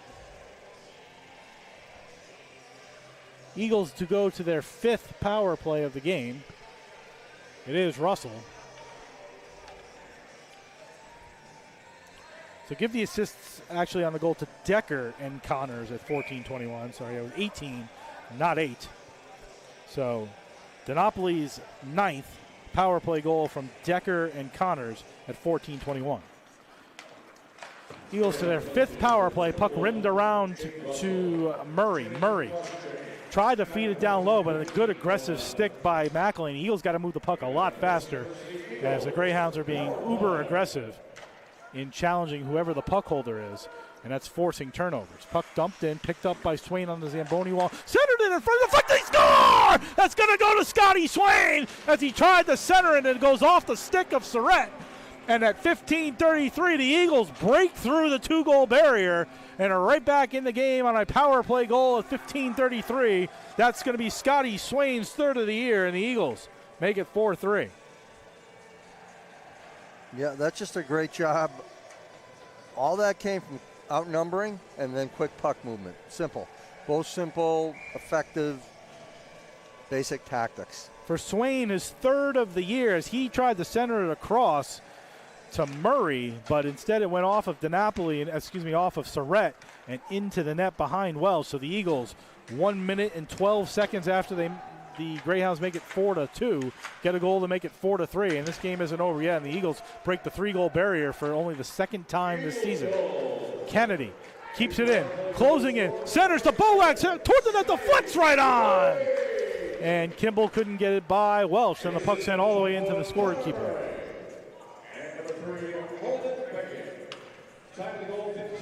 So Swain is 3rd. Sorry, Coach. Swain is 3rd from Murray and Beckett at 15:33. Bolak did a nice job there, staying above the high hash mark, finding that little soft zone, and that's there. If Post can possess, get their heads up, and find that man. That area is typically open when you have that kind of pressure down low. And we talk about offensively, Coach, the Eagles not getting any breaks. Well, they got a break on goal too, one that probably shouldn't have gone in, and they get a break there as Surratt basically puts it into his own net off the deflection. And the Eagles have 3 for only the 2nd time this season, and now trail 4-3. Hope might be the word of the day. Feeds it up, and Norling has it on right wing. Norling with speed over the line, but on his off wing. Couldn't get the puck to the forehand. It was chopped away. Then Pekka does a good job to retain possession. Pekka tries to go across the ice dangerously. It goes off the body of Stackhouse, and here come the Greyhounds the other way. Up on right wing is Nick Fall. Over the line, looks to center it back to Stackhouse. He did. Shot toward the net, goes over the net. And now Norling will come out the other side, and here comes the bandwagon hockey that we like to watch, but the coaches hate, and the puck ends up going for an icing as that pass too far away for Mateo Pekka with 3:18 to go in the 2nd. Yeah, again, both teams just kind of ignoring any kind of neutral zone play and just come on to my end, let's see what you can do. And makes a fun game to watch. Yeah, from up here it looks great. Doesn't look so great on the bench, I'm sure. Santoro and Decker on the draw to John Simon's right. Puck sent toward the net, deflects wide. Simon, the goaltender of record as well, just in case anybody clarifying, as Kunin did not come out for the second period. Game was tied at 2, so Simon is the goaltender of record for the Eagles right now. Puck on the half wall, played by Dinopoli, who's got a goal in this period, sends it down into the corner. Noble looking to check Cunningham. Puck sent all the way around, though, to the far side. Santoro will come out with it. Santoro gets the Pekka, who doesn't get to the red line, but it goes off a body of Toomey. So no icing. Eagles will make a line change with 2:45 to go in the first. Noble gets it at the red line, looking for Swain, and then a turnover the other way. Here comes Decker. Decker up over the line, looks for a shot toward the net, but Simon does a good job going down. It's one of the few goalies you'll see when he goes down to his knees. His head is still above the goalpost. It doesn't look like he's down when he's down. No, it does not. But makes the save there and has played well here in the second period with 2:37 remaining. Again, first time seeing him live in action this season. He's 0 for 0-1-0 with a 2.06 goals against and a .933 save percentage coming into the second period. Couple of 21s, Murray and Russell on the draw to Simon's right. Murray tossed. In comes Scotty Swain, the most recent Eagle goal scorer. And that was too clean, and the official is pointing to himself that was him. Do it again. Swain wins it again. The amount of players who come in to take the faceoff after someone getting thrown out and winning the draw is off the charts. Here's Swain with speed up on left wing as he takes a puck over the line, tried to pass instead of keep going. Instead, McQuegan touches it, but there's another penalty on the Greyhounds. And the Eagles will go back to the man advantage again with 2:23 remaining in the second period. A slashing penalty. This might be on Piandres, the junior out of Arlington, Massachusetts. And the Eagles just scored the power play goal. 2 for 5 on the man advantage. Will now have another opportunity to get another one late in the second period. Eagles breaking through not only the 2-goal barrier, but the 3-goal barrier. They average 1.6 goals a game coming into today. Now they have 3. Piandres 2 for slashing at 17:37. Puck sent around. Good play to get it to Connors, and Connors will send it all the way down the ice. Simon behind his own net feeds a backhand feed to the far side to Rieger. Rieger nearly turns it over, gets it to Kennedy, and here's Santoro. Santoro with speed. Spins away from Surratt.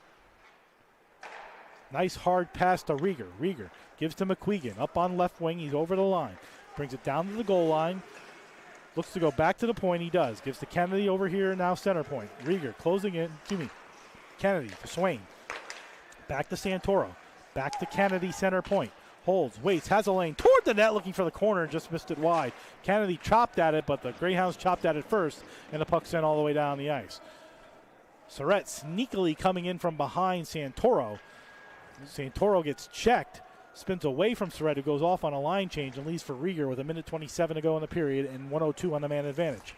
Swain, who just scored, over the line. Fancy move. Back, it scores again! It's Scotty Swain! It's 4-4 on a power play goal by Scotty Swain. And at 18:40, the Eagles have tied this game at 4 on Swain's fourth. That's a heck of a backhand, Coach. That's a skilled player right there. That's fun to watch, fun to see. That was an excellent backhand. Back-to-back good plays by Scotty Swain. The Eagles are at 4 goals, and if you've been watching this all year, that's a treat. They've tied the game at 4. The Eagles were up 2-0. They trailed 4-2, and now they've tied it at 4. First 4 goals were in the first 10 minutes of the game. The last 4 goals have been in the last 10 minutes of the game. As we'll get the official scoring in a moment with a minute to go here in the exciting second period. Up and down action. Puck dumped in by Kimball. Up the wall, trying to be kept in by O'Connell. He does. O'Connell tried a fancy play. He should have done that. Here's Hope in his own zone. Long pass looking for McCall. Nice touch to Bolak. He'll send it around the wall. Played on the far side wall. And then turned it over again. Puck chopped to the middle. Here's Swain again. Swain tried to carry it in. He's got 2 goals in the game, his 3rd and 4th of the season. Officially, it's Swain, his 2nd of the game, 4th of the season from Rieger and Santoro, a power play goal at 18:40. Shot toward the net, 2 bangs at it with 15 seconds remaining in the period. And puck sent back to center. Here's Lawler, who hasn't seen a ton of ice time today. Eagles, by the way, 3 for 6 on the man advantage. As time is ticking out in the period, Eagles just trying not to turn it over. Puck deep inside the Eagles zone. Shot toward the net, blocked. They'll spin it around the wall, and that'll be the end of a penalty-filled and goal-filled second period. Coach, it's 4-4, each team having 4 power plays in the period. Both teams 3 for 6. Yeah, I mean, and that's on the positive for Post. We talked about you have to find a way to put some pucks in the net in the second period. They did that, as did Assumption. So we're back where we started. We got a tie game after one. We got a tie game after two. All 4 goals in the period, Coach, on the power play, by the way. And for correction, Assumption is 3 for 7 on the power play. The Eagles are 3 for 6. So all 4 goals in that period on the power play, all in the last 10 minutes, mind you. So be interesting to see. Maybe this will all come in the middle 10 minutes for the next period, because that was a little weird. But a lot of penalties. A lot of goals, and a 4-4 hockey game. So the Eagles can score goals. We jokingly talked at the beginning this could be a 7-6 game, and somebody's going to have to get 5 to win, and that's where we are right now. So that'll be the end of 2 periods here at the Sports Center of Connecticut. An exciting first 2 periods. We'll be back in 2 minutes with a look around the NE10 on the Post University Sports Network.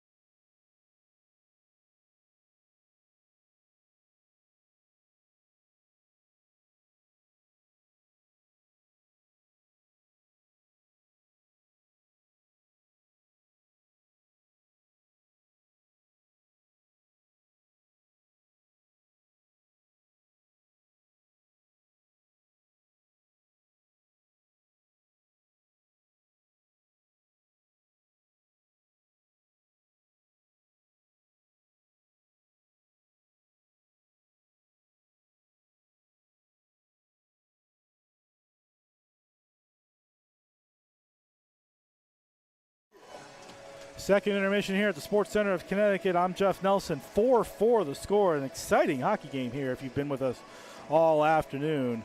Eagles opened the scoring with 2 goals in the first. The Greyhounds scored 2 after that, tied at 2, then scored 2 more midway through the second period to make it 4-2 on the power play. And then the Eagles get 2 goals in the last 5 minutes to tie the game at 4.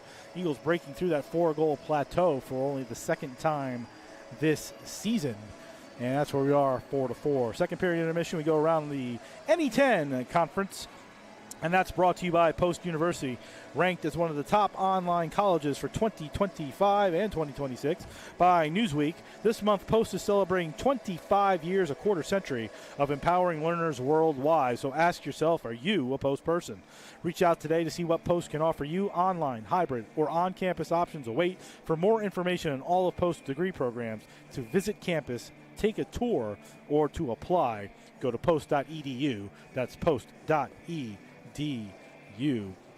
Eagle fans, Valentine's Day is coming up, and don't be one of those people that waits until the last minute to get that special gift for that special someone. What better way to surprise that love than with Post University branded items and clothing?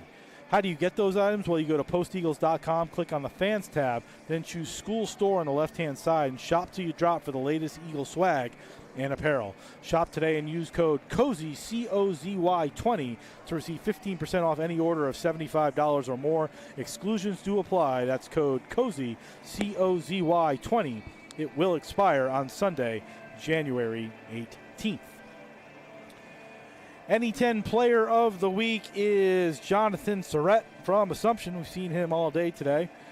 He opened the new year with 2 goals against Framingham State in a 7-6 win before netting a third against MCLA on Friday evening. He capped it off with 2 more goals in a tie against St. A's over the weekend for a 5-goal week. He leads the NE10 in all of Division II and Division III in goals, as Jonathan Surratt with 17 so far. He's also has 4 more points than anyone else in Division II or Division III, does Jonathan Surratt this year with 29. So he leads D2 and D3 in scoring, both in goals and points. NE10 goaltender of the week is Evan Plunkett, sophomore out of Charlotte, North Carolina. He turned in a 1.86 goals against average and a .948 save percentage in 3 games while going 2-0 last week.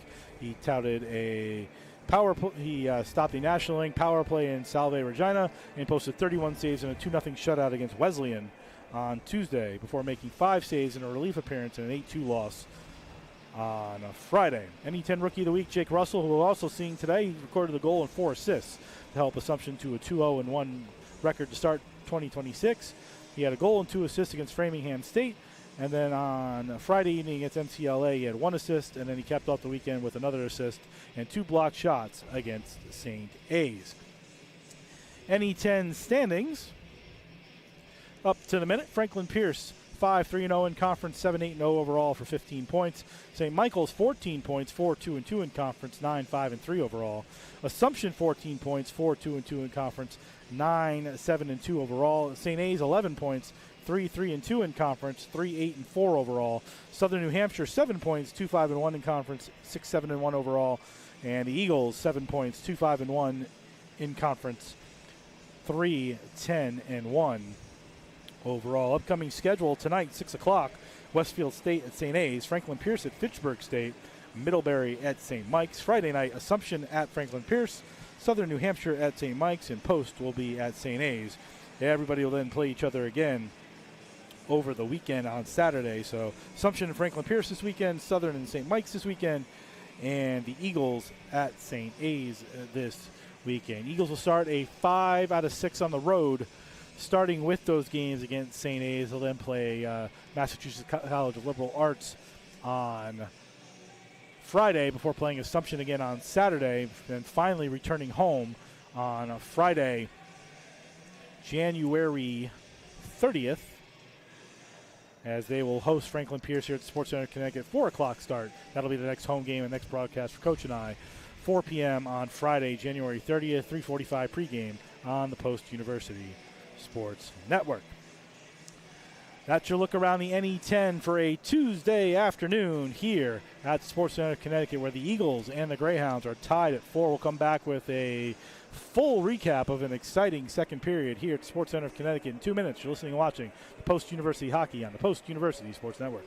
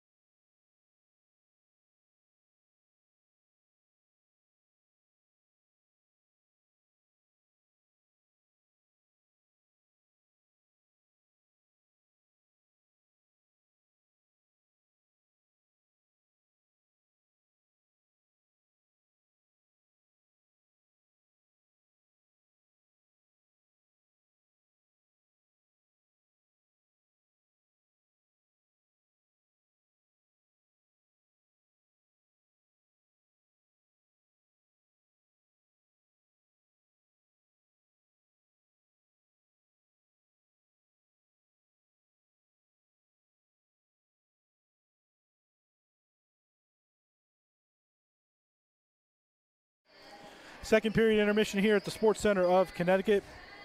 Jeff Nelson, the coach, Pete Whitney here with you. A full second period of action in a 4-4 tie.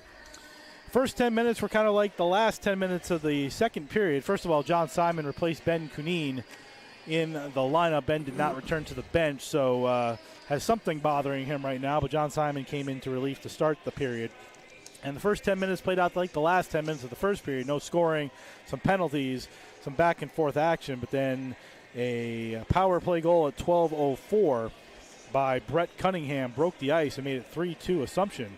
Give the assist to Caden Connors and Patrick McKiernan on Cunningham's 5th of the season on the power play at 12:04. Then 2 minutes and 17 seconds later, Greyhounds score again on the power play. This time it's Jake DiNapoli, his 9th of the season. The assist going to Ryan Decker and Caden Connors. So 2 assists in the period for Connors, and that was at 14:21. And the Eagles, who hadn't scored more than 2 goals since the season opener against WestCon, struggling, looking like we've been in this position before. But they managed to make a comeback. They get a power play goal at 15:33, 1 minute 12 seconds after the Greyhounds made it 4-2. It was Scotty Swain who broke in on a 2-on-1, wanted to center it across the ice. Instead, it went off the Assumption Greyhound player Jonathan Surratt and into the net behind Callum Welch. For Swain, his 3rd of the season, give assists to Connor Murray and to Holden Beckett. That was at 15:33 on Swain's 3rd. And then 3 minutes and 7 seconds later, the Eagles were on a power play again. This time, Swain broke in on the far side of the ice on left wing, cut across the middle, and fed a nice backhand shot past Callum Welch for his 2nd of the game, 4th of the season. Give the assist to Owen Rieger and Joe Santoro at 18:40. Both teams 3 for 6 on the man advantage officially in this game so far. That's where we are for 4 shots on goal in the second period. Assumption 23, a 2-period total of 40. For post 16, a 2-period total of 25. Yeah. Face-offs are 14-10 post, 26-21 post overall. Yeah, I think again, it's kind of twofold, right? You always say you'd like the officials to kind of put the whistle away, but that being said, I'd also like both teams to stop taking unnecessary penalties that allow the officials to not blow the whistle. Several on the offensive zone too, Coach. Right. Some of the penalties that have been called were, they're unnecessary execution on the part of the player. Right. The official has to call. It has to call unsportsmanlike. Again, the interference plays, like, those are tough ones because it happens so quick and those are so judgmental. But the trips, you can't win battles with your stick. You have to win battles, especially in the third period, with your feet. And again, broken record as far as post goes, but 5-on-5, they're a very, very good team. They've been successful on the power play, so I'll play 5-on-5, and if I get a power play, that's great. But I don't want to have to kill. I just don't. I want to find that discipline as a group because we're right there right now.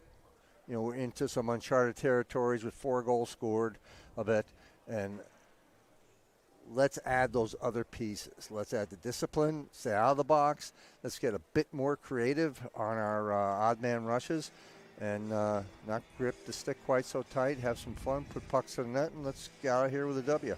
Yeah, to your point, Coach, the Eagles have only given up 4 goals or more twice this season. They've only given up, going into the game, 35 total goals. So the fact that they got 4, which is 1/5 of their total, right. 1/6 of their total the whole season, they've given up 4 goals. It says a lot. They've also got 3 power play goals, which gives them 11 on the season, blowing through the glass ceiling of the 6 they had last year. Both teams were in the mid-80s in penalty kill, and we've blown through that with each team having 6 power plays and 3 goals. But the one thing we did say about Assumption coming into the game is they've been shorthanded 16 more times than anyone else in the NE10. And it was like 35 more than when the Eagles had been shorthanded. 32, actually, I'm sorry. And they've taken 96 penalties, which was 21 more than anybody else in the league coming in. 30 more penalties than the Eagles have taken. It's 6-6. Yeah, like I say, some of that you can control. Some, unfortunately, in the game, it just kind of happens. But, again, the ability to control, you can control and clean things up, especially as we're in this part of the season. That's important for both teams. Actually, to correct myself, it's 7-6 post on the penalties. You got to count that 10-minute misconduct to Murray. Yeah. But So that means, by the way, Assumption now has 102 total penalties for the season. Eagles up to a paltry 73. We give you all the stats here, folks, in the post-broadcast center here on a Tuesday afternoon. Both teams taking the ice for the start of the third period. 4-4. It's John Simon in goal to our right. The Eagles will go right to left as you look at your screen and dial.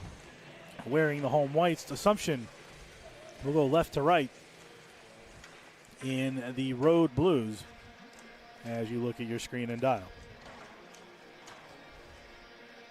As we get ready to start the third, we thank you for joining us again wherever you are across the Post University Network. We get listeners from all over the country and the world, and we appreciate you joining us on a Tuesday afternoon, spending some of your Tuesday afternoon with us. Coach Pete Whitney, and I'm Jeff Nelson. Yeah, it would be kind of fun if we could, I don't know how we would do it to verify it, but if we could get our staff to verify who is listening from furthest away, send them something. Send them a hat, send them a T-shirt or something. Have to find a way to verify it, but that could be fun. You can send them a banner. Yes, on order. Face off one as a stick goes flying by Assumption, and up over on the red line, sent around the boards by Connors and into the netting 12 seconds into period 3. I think it's in his netting. It would normally be in the netting, but because he's so tall, he just reached up and caught it.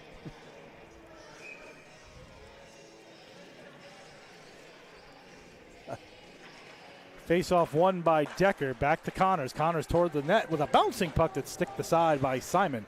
Puck chopped off the wall to McCall, and he'll come out on a two-man weave. He's got Kimball with him. Looks for Bolak a little bit too far. Bolak pinned to the wall by Connors, and then McCall pins Connors to the wall. Puck's on the far wall. DiNapoli looks to get it out of the zone, but a good job to keep it in by McCall. McCall then turns it over, and back comes Andrew Toomey the other way. Three-man weave for them. Cunningham in on a backhand. That was 8, not 6. And a recenter by Decker goes through the crease. Shot from the point taking goes wide by McElhaney. And Eagles able to change quickly, though the Greyhounds have to tag up. Then they don't, and they're offsides. And the broken twig that snapped early on in the period is now being returned. There goes a $300 stick with 52 seconds gone in the period. Out of the budget. One last thing about playing collegiately. I broke my stick. Here's another one. Murray on the draw with Russell to the right of Callum Welch. Won by Russell. Sent up the wall and out to center. Here's Russell, 2-on-2, up on left wing, over the line. He's got Piandres. He looks to go back to Surratt, but a good job by Murray to pin Russell right there on the half wall. Murray trying to find the puck, can't get it out. It's gloved in, and a shot off the glove of Simon into the Zamboni corner, where it's sent out to center by Glassrud. Right back in the other way, McElhaney sends it around the boards from far to near. Glassrud spins away from a check, tries to chop it behind the net. Santoro does a good job bunting it down. It comes back into the corner past Glassrud, who didn't see it. And here's Surratt closing in, blocked by Glassrud. Surratt gets it again on the far circle, looks toward the net again. It's blocked again into the wall. O'Connell trying to find it on the check from Piandres, and out comes Joe Santoro. Santoro, a nice cross-ice pass to Scotty Swain, who's got 2 in the game, gets to the red line, dumps it down around the boards where Welsh will play. Welsh, though, leaves it there and is almost taken away by a flying Santoro. But he did a good job to play it, and then a cross-ice pass over here looking for McGaffigan, but good defense by Wyatt Noble, and Rieger will come out to play it. Rieger ships it to Noble. Out come the Eagles on a rush, looking for Pekka. Pekka has it on left wing. Pekka over the line. Comes in on left wing. Bottom of the near circle. Looked to spindle it behind the net. Santoro picked it up. Tried to send it around the boards, but taken by Lemansky on the far side. Lemansky on left wing. Checked by Norling. Turnover. Rieger sends it dangerously up the middle. Noble finds it. Then he dangerously sends it up the middle, and back the other way comes Lemansky. Lemansky gets to the circle, dumps it around the boards all the way over here for McGaffigan. McGaffigan checked by Pekka. Shot from the point, double deflects. It goes into the Zamboni corner. Noble feeds it for Pekka, who overskates it, and then sent right back in and gloved by Simon, who will hold as the Greyhounds tag up with 2:37 gone in the third. 4-4 on a Tuesday afternoon in Connecticut. Both teams looking to post a little bit more so than Assumption right now, looking to kind of get their rhythm in the third period here. Couple of nines, Fall and Howell on the draw. Fall wins it, gets it to Stackhouse. Good job by the Eagles. McQuegan to check it and take the puck away. Atkinson sends it around the boards from far to near. McQuegan in the corner leaves it for Howell. Howell tries to dump it behind the net, looking for Atkinson. He did momentarily, was checked off and stolen away by Demio. Then Atkinson takes it back, comes out the near side behind the net, looks to center it out in front. It goes off the stick and leg of Connors. Puck squirts free to the point. Kennedy keeps it in, pops it into the air, goes off the glove, then spindles behind. Eagles doing a good job hemming in the Greyhounds, but then a long pass finally up the middle, taken by Stackhouse and stolen by Hope. Hope spins away from the checking Stackhouse. Hope with some speed, gets to the red line, keeps going to the blue, dumps it in, chases after it. Tries to get around McElhaney, who stood there. He took McElhaney down, no call. Kimball, near side corner, turned it over, and back the other way comes the Greyhounds, but then they turn it over, and Rieger will take it at the red line, send it right back in, right on net, so Welsh will make a save. Toomey tries to get out. He turns it over to Bolak. Bouncing puck, stolen away, and sent back to center. Sloppy play by both teams, really. Now brought back in by DiNapoli. He'll stop on a dime, go back to the point. One-timer gets deflected by a diving Bolak, who made a nice block there, and out comes Kimball to McCall. McCall, 1-on-3 as everybody changes behind him. Waits, holds, gets to the blue line, tries to spindle it down. Beckett out there. Puck comes out of the zone. As the Eagles try to bring it right back in, Surratt stick checked at it. Cunningham dumps it down. Beckett will chase after it. No icing. As Beckett tried to get it to an icing, he's being checked by DiNapoli and turned it over. DiNapoli spends behind the net looking for Russell. Glassroot has it. He's checked by Decker, but manages to get it to McCowell. McCowell, with some time and space, feeds it up for Swain. It goes too far. This might be an icing. They're going to wave it off. So no icing. McKiernan will play it behind his own net. McKiernan. Long pass looking for the stick of DiNapoli. He got to the stick, but it rolled off. Goes behind the net. Glassroot does a good job not to board him. Instead holds him off, but turns it over. Shot blocked by Murray, and here's Scotty Swain with speed. Swain up on left wing, over the line with speed, trying to get toward the net. He's stick checked nicely by Lawler. As Swain tried to get around Lawler, who recovered and got the puck off his stick. Surratt sends it into the Eagle zone, off the glove of Hope. Hope fakes going to Kennedy, and instead gives it to Norling. Norling leaves for Swain. 3-man rush, now a 4-man rush. Over the line, looks for a cross, looking for Kennedy, who cruised down the slot and found the puck and took a shot right on, but now back the other way is a 2-on-1. Surratt over the line, holds, waits, shoots, stopped by Simon, who got the left pad on it to keep this a 4-4 game. Surratt had McGaffigan with him. He took it himself, but a nice save by John Simon to keep this a 4-4 hockey game. Pekka bobbling the puck, trying to find it, leaves for Hope. Hope gets to the red line, feeds a nice pass to Norling. Norling over the line, dumps it into the far side corner to Pekka. Pekka spins off, looks to center, turns it over, and here's Simeone. Simeone gets checked off by Howell and a linesman, leaves for Hunter DeMarco, who has a goal in this game. DeMarco made it 2-2 way back late in the first period. Simeone at the blue line, sends it toward the net off the stick of Rieger. Kicks over to the far side, shot right on, stopped by Simon as Connors came down the wing and took a shot. And back out the center, taken by Atkinson. Atkinson taken down, no call. Puck left for Connors behind the net. He'll be taken out by Howell, kept in momentarily and sent toward the net, stopped right on. Rebound was there as McQuegan spun it toward the net, and it was stopped by Welch. Puck pops free to center. In the neutral zone, Atkinson chops at it, can't get it deep as it's taken at the blue line by Toomey, who goes across the ice looking for McElhaney, who will dump it in behind Simon. O'Connell overskates, although Fall overskates as well. Fall gets there first, but pinned to the wall by O'Connell. Couple of 23s in there. Puck squirts free to McCall. McCall then turns it over by dangerously going in the front. Then a backhand shot that's blocked away as Donahue found a loose puck right in the slot. Then a spin move by Fall in front. Gives it away again, though. Donahue takes a shot right on. Stopped by Simon. Bolak gets to the blue line, gets it out. Eagles desperately looking for a line change. Back comes Donahue and Fall, and then Hope overskates it, but Kennedy's there to help out, and he'll go behind the net with 7 minutes gone in a breakneck third period. Still 4-4. Hope gets away from the on-rushing check of Stackhouse, gets to the red line, keeps going, finally gives it up to McCall over the line, spins away with it, just shy of the circle. He keeps going, bottom of the circle, gives it down to Hope, who wraps it around. Rebound, there he scores! McCall found the loose puck on the wraparound, and at 7:14, the Eagles score goal number 5, and it's 5-4 here in the third period on Connor McCall's goal. Good play just taking to the net, coach, and the Eagles get one there to make it 5-4. Yeah, well, that's what we were talking about, right? Just the 5-on-5, the pace that they can play with. And I'm sure, right, like there's a situation too, right, where I'm sure Assumption is saying the same thing to their guys. Don't take a penalty. Well, you then give some time and space, right? You give some time and space, and then that's what can happen. McCowell's first at 12:46. We'll get you the assists in a moment. But the Eagles, with 5 goals, have a 5-4 lead. Here's Swain with speed over the line, but Murray just beat him off sides, and then Swain's taken down after the play on a check by McKiernan. I think he's going. And we'll see if they give him 2. That would be consistent with how this game has played out. For interference after the whistle. And there goes McKiernan, 2 for interference at 7:26. And again, we talked about the one thing with Assumption is that they take a lot of penalties. That's penalty number 103 on the season for them. Yeah, that's equivalent, I think, to a blocking foul in basketball right there. Eagles 3 for 6 on the man advantage. Just Kennedy, center point, gives it to Rieger, sends it toward the net, looking for a stick tip on McQuegan. Swain spins away with it nicely, keeps it in his own zone, looking to go back to the point. Instead, he'll hold in the far circle. Swain finally gets it back to Santoro, goes to Kennedy. Kennedy to Rieger, across the ice, looking for Swain again. Swain almost turns it over, but Kennedy kept it in.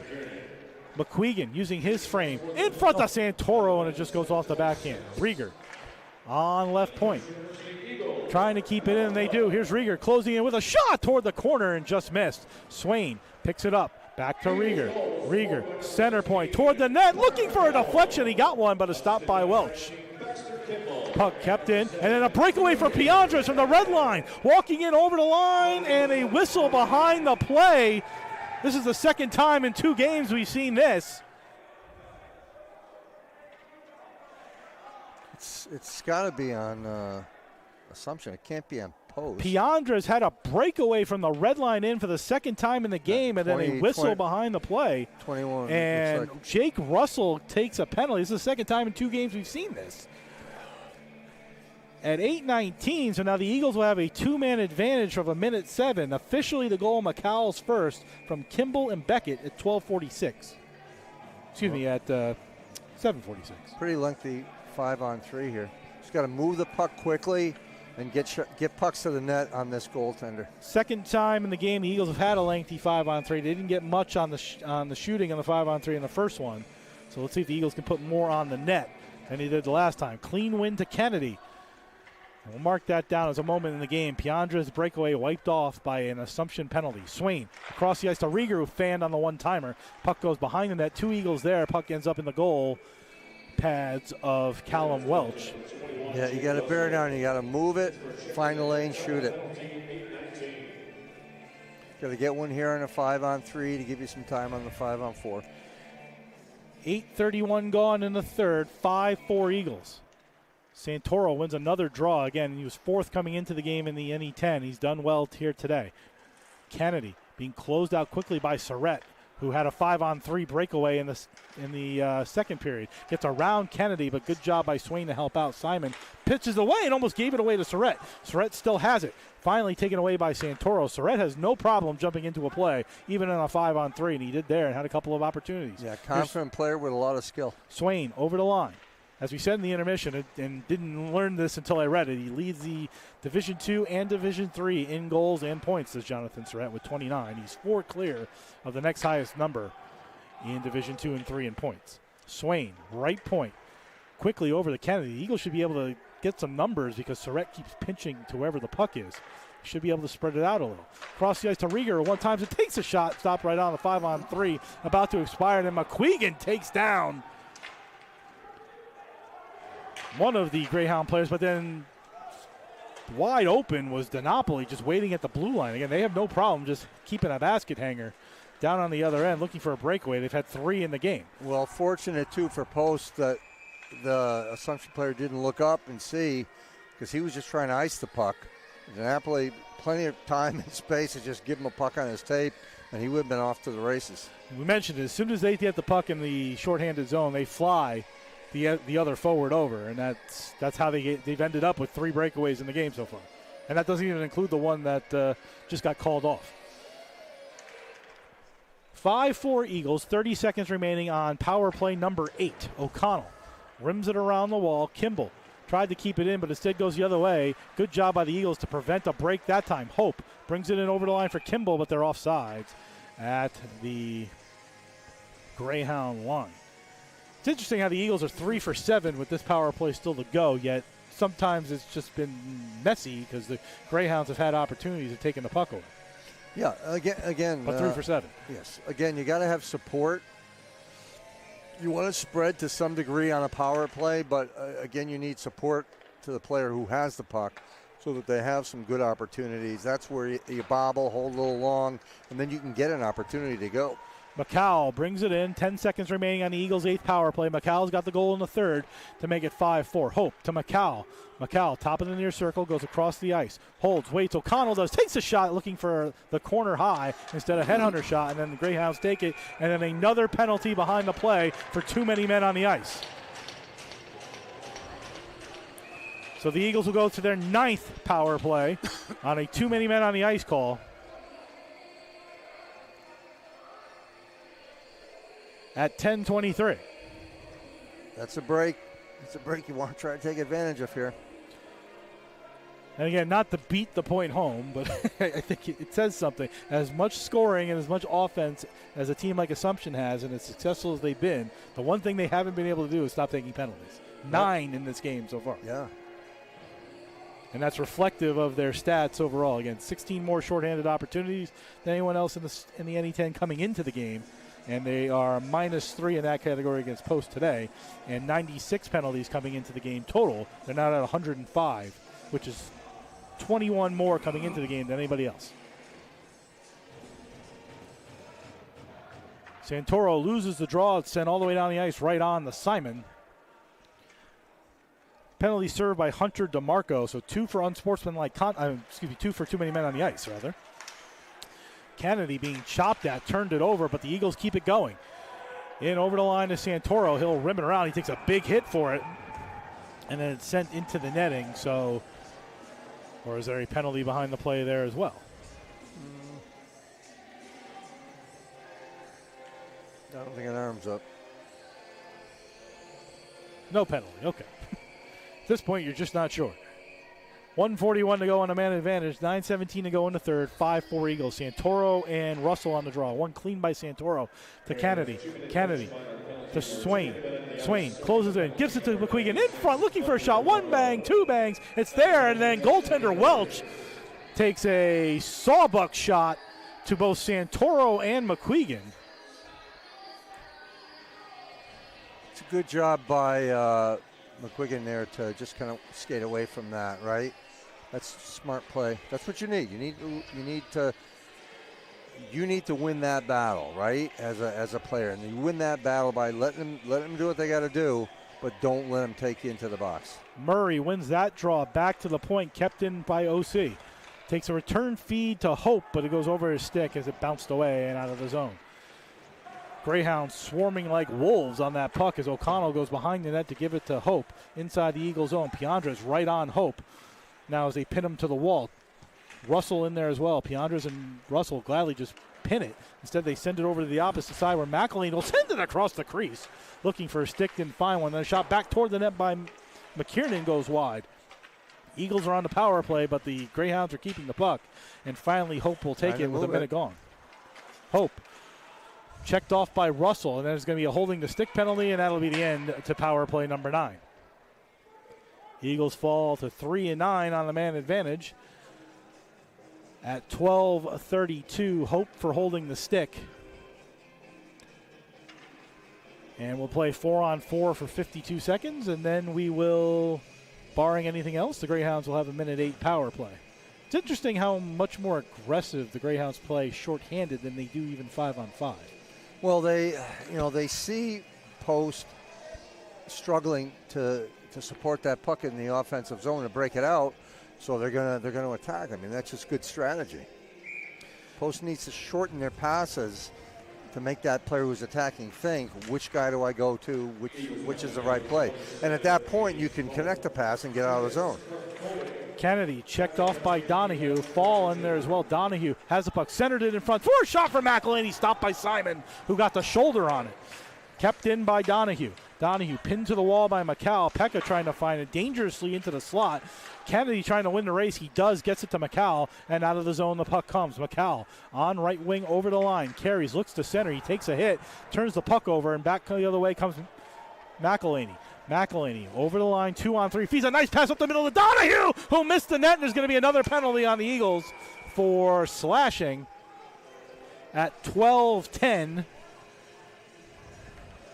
And the penalty fest continues, as now the Eagles will be shorthanded 4-on-3 for 14 seconds.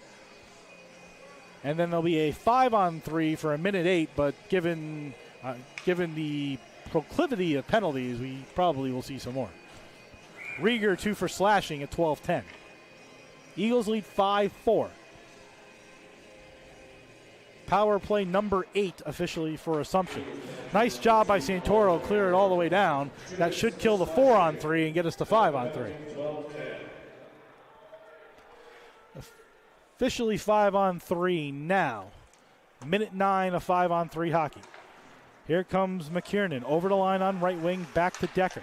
Decker goes across the ice to McElhaney, back to Decker, center point. Decker down low, gives to Cunningham, who's got a goal in this game, to McKiernan. McKiernan across to McElhaney. McElhaney down to Cunningham. Cunningham, goal line extended, takes a shot off of Simon and into the netting. And the net was off its moorings as well. With 7:15 to go in the third, 48 seconds remaining on the 5-on-3. Out comes the number 1 unit for Assumption. Russell, Piandres, Surrett, McElhaney, and McKiernan. The 3 Eagles, McQuegan, O'Connell, and Kennedy. Face off to the right of John Simon, who replaced Ben Cuneen at the start of the second period. We have no update on Cuneen at this moment, who did not return to the bench. McElhaney. Across the ice to McKiernan.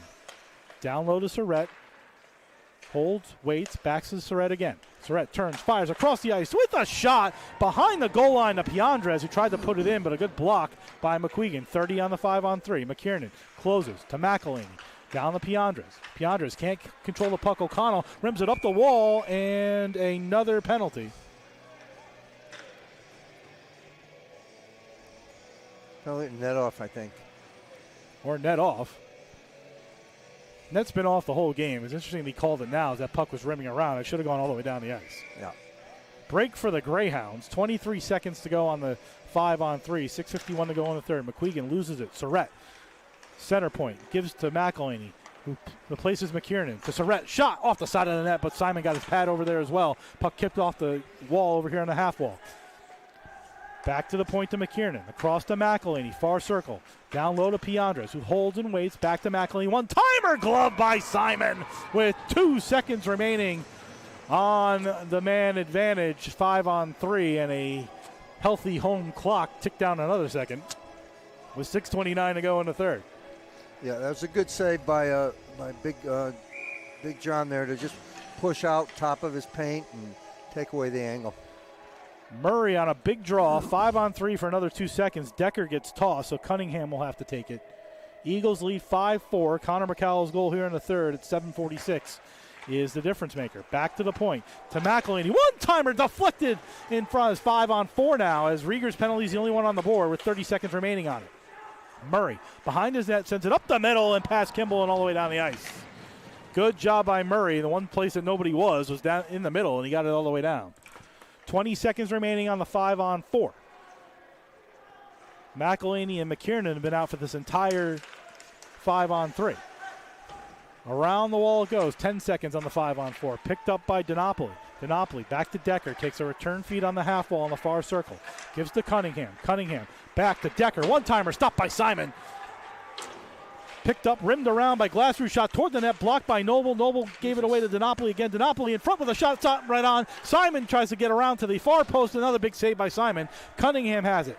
Power plays are over. 3 for 9 is Assumption in the game. Kimball tries to get it out, and he does, and is picked up by Bolak. Bolak in the neutral zone, gets to the blue line, dumps it in. Eagles change behind the play. McCall will pick it up in the near side corner. McCall, watched by two Greyhounds. Pekka in there to help.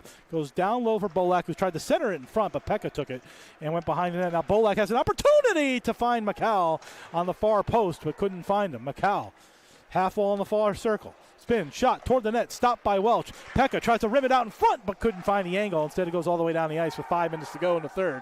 Eagles cleared it themselves, so no icing. Yeah, if Post can, they need to possess this puck, get it below the goal line, hold it, look to make plays, walk to the front of the net. Don't force anything out. And if you can afford to not dump it. McGaffigan shot blocked by Rieger, and now back comes Santoro the other way. He avoids a hit, but gets it to Rieger. Rieger over the line on right wing, shoots it toward the net wide, nowhere near anybody. Picked up on the other side by Norling, who tried to rim it around the wall. Played, though, by Demio, who will try to carry it out with Santoro and Beckett watching. He makes a nice pass up the wall. Finds Lemansky, but then he lost the puck, and now a quick out pass to Norling. Norling with speed over the line on left wing, tees up a slap shot that got blocked and went wide. Picked up by Lemansky on the far side. He goes high in the air, jump ball, nice play by Santoro to keep it in. Looks for Norling. Norling tried to center it in the middle, but Santoro didn't follow him. And then the Greyhounds turned the puck over as McQuegan plays it at his own blue line. Yeah, again, just situationally, get the puck below the goal line, hang on to it, possess. Clock's your friend at this point. McElhaney puts a shot toward the net, looking for the stick of a streaking Toomey. It gets deflected into the netting in the corner. Excuse me, in the corner, not the netting. And the Eagles will play it with 3:45 to go in the third. 5-4 Eagles. Kennedy to Hope. Hope gets it on Swain's stick, but he's not able to get it deep. Played by Toomey up in the air. Good job by Swain to get it into the zone. Swain goes around Toomey, picks it up in a far corner, tries to spin away with it, but Russell checked him. Goes back to the point to Hope. Hope pinches in nicely. Murray there to help out. Surratt comes over to play. With all the goals that have been scored in the game, Surratt has no points. So says something about the Eagles on him today. Piandres coming up on right wing, tried to bring it in, but checked off nicely, and Kennedy will pick it up in the corner with two Greyhounds coming on, and there's going to be a penalty on the Greyhounds. A football-like double block, and that's going to lead to a penalty for roughing. Kennedy looks a little worse for wear, and that'll be penalty number 10 on the Greyhounds. A needless sort of pancake of Aiden Kennedy at 17:03 will send the Eagles to power play number 10. So here's now where the game within the game comes to be a little bit. Power play, yeah, you want to nail it down and put the puck in the net. However, you know how dangerous Assumption is when they get possession. So if you're Post, control the puck. Don't force anything. If you have a shooting lane, just put it to the goaltender. Timeout Post, Coach. Right? If we can grind 2 minutes off here, we're down under 2 minutes in the game, right? If we can grind that time down low and end up with a 6-4 lead, even better. But don't force anything. Possess pucks, move pucks, get movement. And when you don't have the puck, your offside D-man and your weak side have to be aware of that player. So that defender there has to come back. And then the weak side guys got to get hard back to the middle to take away that part of the ice to force that player, if they are coming back, to the far wall on whichever side that may be. Coach, we talked about it, I think, off the air before the game. And, the last 3 games in particular, we've seen a lot of one-on-one play by the Eagles, just trying to make things happen because they're not scoring. They scored 5 today, and you see the team playing much more like a team. It's as if it's like the wake-up call. They're scoring. Now there's a lot more movement, a lot more passing versus the 1-on-4s and the 1-on-3s we've seen a lot of. Yeah, I mean, that's the game at every level. So it's interesting because we talk about that all the time because we spend so much time on the skill part of the game. But I honestly feel that the team part of the game has kind of been neglected a little bit. So it's nice to see that. Santoro, McQuegan, Swain, Kennedy, and Rieger. Kennedy back on the ice after taking that crunching hit. Again, Assumption dangerous. They have no shorthanded goals in the game, but they lead the league in shorthanded goals and have had a lot of pressure on the Eagles on the power play. Kennedy in his own zone goes across the ice to Rieger. Fanned on his pass, but managed to get it out to Santoro at center. 3-on-3 over the line. Santoro stops on right point, comes down lower, gives it down to McQuegan. McQuegan tries to spindle away from the check of McKiernan. McKiernan gets pushed down. Swain lost it. Lawler has it, chips it out the center and all the way. 2:20 to go in the third, 1:20 to go on the power play. Rieger over the line, stops, waits on right point, now goes to center point, comes over here for Santoro, who's on left point. Santoro goes down the wall, gets checked, and again, just holding the puck too long. McKiernan takes it away, but a good job by McQuegan to steal it back. Swain, near side corner, tries to get away from the check. He does. Spindles it back down to Santoro. Santoro tries to get away from the aggressive checking of the Greyhounds. McKiernan. Rieger, right point. Over here for Hope. Looks down for Swain. Swain had it roll off his stick. 45 to go on the man advantage. McQuegan behind the net. Looks to center in front. He did momentarily. And a nice pass by Santoro, but nobody there. Instead, it'll go all the way down the ice, killing time. 95 seconds to go in regulation time. 40 in the man advantage. Eagles lead 5-4. Norling plays it in his own zone, being chased by Surrett, who's got no problem pinching to try to steal this puck. Hope. Nice pick by Norling, and there's going to be a penalty for interference. Yeah. Again, that's where not letting the puck do the work for you. That's what you see there, and then that's what happens. That was Carl Malone, John Stockton pick and roll, but you can't do that in hockey. So Norling 2 for interference at 18:40, and again that changes where we are in the game. Eagles lead 5-4. We're going to play 4-on-4. Let's see if goaltender Welch gets pulled. Timeout Assumption. It's 5-4 late in the third period. Connor McCall's goal is the lead goal right now from Beckett and Kimball at 7:46 of the third period on a nice wraparound rebound that McCall found to put in behind Welch. Norling 2 for interference, 18:40. So we'll play 23 seconds of theoretically 4-on-4, although I have a feeling Welch is going to get pulled. And then, should nothing else happen, Assumption will have power play number 10 for them. The Eagles are going to fall to 3 for 11 on the man advantage. Yeah, I agree. I mean, we're likely going to see 5-on-4 that rolls into a 6-on-4. Eagles could use an empty net goal. I don't know how many they have this year. I mean, they've only won 3 games by shutout. I think they have 1, if I remember correctly. So let's see how this plays out. Theoretically 4-on-4, but Welsh is to the bench. So Decker, DiNapoli, Surrett, McElhaney, and Russell are the 5 Greyhounds. Important draw here. We win a draw, make a play, we can end it right here. Murray, Kimball, O'Connell, Hope, the Eagle 4. 23 seconds of 4-on-4, but the goaltender is pulled 5-on-4. Hope just slashed Russell for some reason. John Simon in the nets for the Eagles, replacing Ben Kunin, who did not return after the first period intermission. Puck toward the net, the flex behind the net. Decker spins away on a far circle, goes back to McElhaney, comes over here to Surrett. Surrett gives to Decker. Decker closes in with a shot that gets blocked in front by O'Connell, and then a dive by Murray gets it out the center, and that'll end the 5-on-4. So now we're going to have 6-on-4 for 55 seconds. As Piandres comes out of the box. Russell gets to the goal line extended, holds, comes back to the point to Surrett. Surrett holds, waits, closes in, blocked by Murray. Murray tried to play it away, but Surrett picked it back up. Surrett on the far side comes over here for Russell. Top of the circle, back to Surrett. Surrett closes in, shot again. It just goes wide as he was looking for a tip. 35 to go in regulation time. Puck behind the net to Decker. Decker, watched by O'Connell, stops at the Zamboni corner, then spins back to Surrett. Surrett closes in, holds, waits, shoots, blocked by Murray again.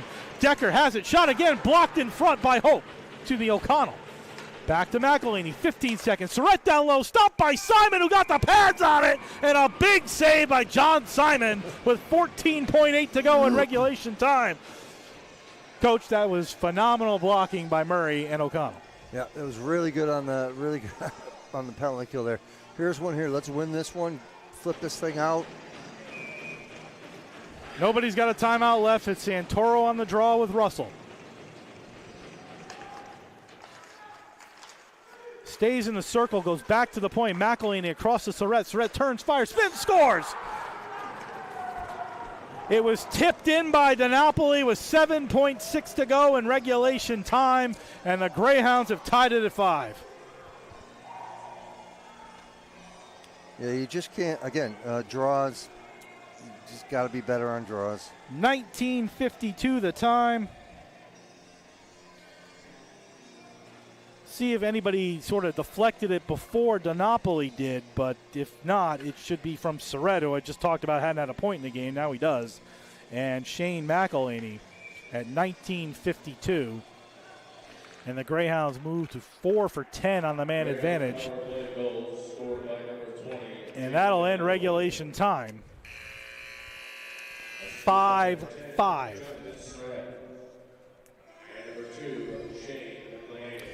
So we're going to head to 3-on-3 overtime. Goals in the third period. Connor McCall gave the Eagles a 5-4 lead on his first from Beckett and Kimball at 7:46. And then just a moment ago on the power play with 7.8 seconds to go in the third, a shot from the point from Surrett, deflected in by DiNapoli. And this game is 5-5 going into overtime. Shots on goal in the third for Assumption 18, a three-period total of 58. For the Eagles 7, a three-period total of 32. Assumption has 88 shots in this hockey game. The Eagles have 50. Faceoffs have turned also, and that sort of played to the lead goal. 14-8 in the third period, 35-34 overall in favor of Assumption. As we go to overtime, tied at 5. 58 shots in the game so far. John Simon has faced 41 shots through 2 periods and has stopped 38 of them. Callum Welch has gone the distance for the Greyhounds. He stopped 27 of the 32 Eagle shots. 3-on-3 overtime. It's going to be Swain, Kimball, and Rieger, Decker, DiNapoli, and McElhaney, the 3 Greyhounds. Eagles win that face-off. Kimball being chopped at by the goal scorer DiNapoli, and Decker tried to get it as well. Kimball brings it in over the line. Kimball, no angle, so he'll go from far to near into the Zamboni corner. He'll come back to the point to Swain, who will play it outside at the red line. Eagles will tag up. Kimball goes off. Santoro comes on. Swain wanted to come in on left wing and said he'll spin back. Rieger goes off for Kennedy. Swain gives to Kennedy. Now he'll go off, and we played 34 seconds, and not much has happened. Here's Kennedy bringing it in over the line, leads for Santoro. Santoro holds, wait, shoots off the helmet of Welsh. Somebody may have gotten a stick on it. With 4:16 to go in overtime, still 5-5. Somebody needs 6 to win.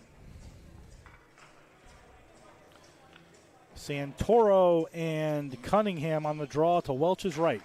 Won by Santoro, and he went and got it as well. Kennedy gives to McQuegan. McQuegan toward the net, looking for the stick of Santoro. Now a 3-man rush for Assumption the other way. Cunningham left it for Surrett, but a good job by McQuegan to cut off the angle. Santoro in there as well. And now Demio will play it behind his own net. First real possession for the Greyhounds here in the overtime. Here's Cunningham. Comes up on left wing trying to get around McQuegan. Nice body by McQuegan to take him out. And Kennedy will play it in his own zone with Surrett watching him, but then Surrett stole it off his stick. Surrett comes out the near side looking to go on a backhand. He'll fall down looking for a call. Not going to get one, but then gives it to Demio. Demio to Cunningham. Cunningham waits, shoots, gloved by Simon. Couldn't control it though, and now McQuegan will have it. Simon didn't have his stick either. Now McQuegan on a 2-on-2. Brings it in over the line, has Santoro, drops it to Santoro. McQuegan goes to the net, keeps looking. Still going is Santoro behind the net. Got O'Connell on the defense. Sticks with it. Comes across the ice. He had McCall, but couldn't get it as a stick got dropped as well. And now here comes Surrett on right wing with speed. He's going to get around the Eagle defense toward the net, taken down nicely and legally. And the Eagles will come out. Here's McCall. McCall on a 2-on-1. Up over the line, he's got Santoro with him. McCall holds, drops it to O'Connell, who shoots, and a blocker save. Puck comes back out in front, taken the other way by McKiernan, and now McKiernan's got to break away. McCall trying to catch him. McKiernan closes and waits, shoots, backhand penalty on the play. Rebounds left there. Eagles touch it. They still haven't blown the play dead, as the Eagles are going to be shorthanded 4-on-3 for a slash. with 2:43 remaining.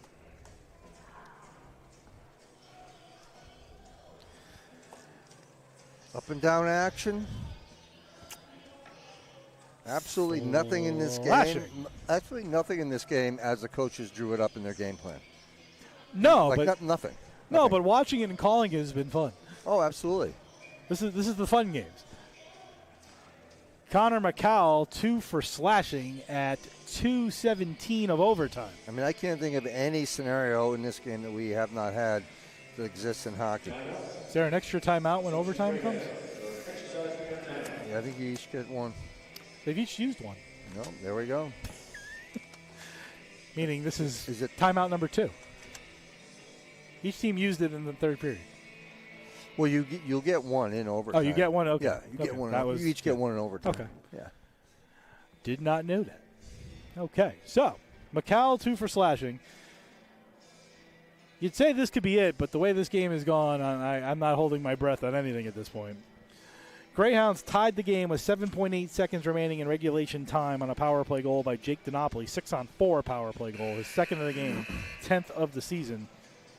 Surrett and McElhaney the assists, which we may not have clarified as this game has gone through. Glassrud, Rieger, Murray, the Eagle 3. McElhaney, Russell, Piandres, and Surrett, the 4 Greyhounds. 5-5 in overtime here on a Tuesday afternoon in the state of Connecticut.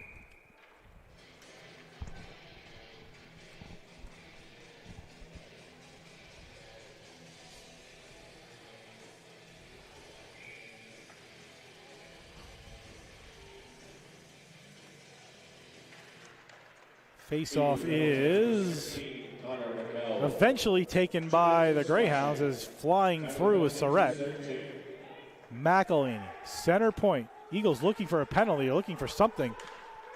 The penalty clock is not moving. That's what the Eagles are complaining about. Shot toward the net. They can fix that a little bit later, and the puck sent all the way down the ice. The penalty clock started way late. There should be significantly different time than there is on the clock. Puck brought in. Surrett holds, waits, shoots, blocked. Eagles send it all the way down the ice. 2 minutes to go in the overtime. There's about a 15-second difference than what the penalty clock shows. Piandres into the far side corner. Comes back to Surrett. Surrett holds, brings it over here. Back to Surrett, one-timer, and it is blocked and still in play. McElhaney to Surrett. To McElhaney, one-timer wide. Rebound comes to Piandres on the near side. Gives it back to McElhaney. McElhaney, Surrett closing on top of the near circle. He scores. Doesn't matter on the clock. The Greyhounds score with 7.8 to go in regulation time, and they score at 3:32 of overtime. The Division II, Division III leading scorer, Jonathan Surrett, and also leading goal scorer with his 18th of the season, the 5th power play goal of the game for the Greyhounds rather, and that will end this afternoon's hockey game with the Eagles falling 6-5. Coach, a lot of potential for the 3 stars. Who would you like to choose from this afternoon? Well, I think as a nod to just where he sits in Division II and Division III hockey with a goal, game-winning goal, and an assist, my first star is Jonathan Surrett. My second star goes to Jake Dinopoli, scoring the 4th and 5th goal. My third star goes to Scotty Swain, who for post had the 3rd and 4th goal. Officially, the goal is Surrett from McElhaney and Piandres at 3:32, the 5th power play goal of the game. Greyhounds finished 5 for 11 on the man advantage. Shots on goal in the overtime, 7 for Assumption, 2 for Post. Assumption's 3.5 period total, 64 shots on goal. In the hockey game, the Eagles had 34. Overall shots, the Greyhounds had 95. Face-offs ended up even 36 apiece, so 2-1 in overtime in favor of Post. We half joked about the 7-6 game. We get 6-5 out of it. Some good things that the Eagles can take away. They know they can score against a goaltender whose goals against average is far below 5. Something to take away. They get a point, which moves them out of the cellar and into 5th officially. But ultimately, the Greyhounds get the 2 points and the win to move to 4. However we do it in conference, 5-2-2 in conference. Yeah, I've got a very good friend who is the NCAA Division I coach, and as he says, winning is hard. And when you're not consistently winning, it's that much more difficult. I think Post, obviously in certain categories, took a step forward. Haven't scored this many goals in ever this season yet. Other than the first game. Yeah. Other than the first game, yep. So now they're able to do that against a league opponent, showing that they belong, and you want to build off of that. And, again, staying out of the box, being able to execute when you do get your opportunities. I mean, there's some good things to take out of this as well. And I thought John played well coming in. It was a tall task, again, to ask someone to just step right in like that, because when there's a situation where your goal number one isn't able to get back out there, you're ready, but you're not really thinking that you're going to get that shot at it. And then all of a sudden, somebody tells you partway through the period, hey, you got to get ready, you got to go during that period break. So hats off to him, and hopefully everything is good with Ben. And, again, you move on from there, because that's all you can do. All you can do is play the next one in front of you. Yeah, credit to John Simon, by the way, the freshman out of Fargo, North Dakota. 44 saves on 48 shots. That's through 2 periods and two-thirds of an overtime. He had to stop 44 saves and 48 shots. You don't see that very often and through 2 periods like that. So kudos to him in the relief effort, 6'9" freshman out of Fargo, North Dakota. Game didn't necessarily play out the way you thought it would. 6-5 was different than how we thought this would play out.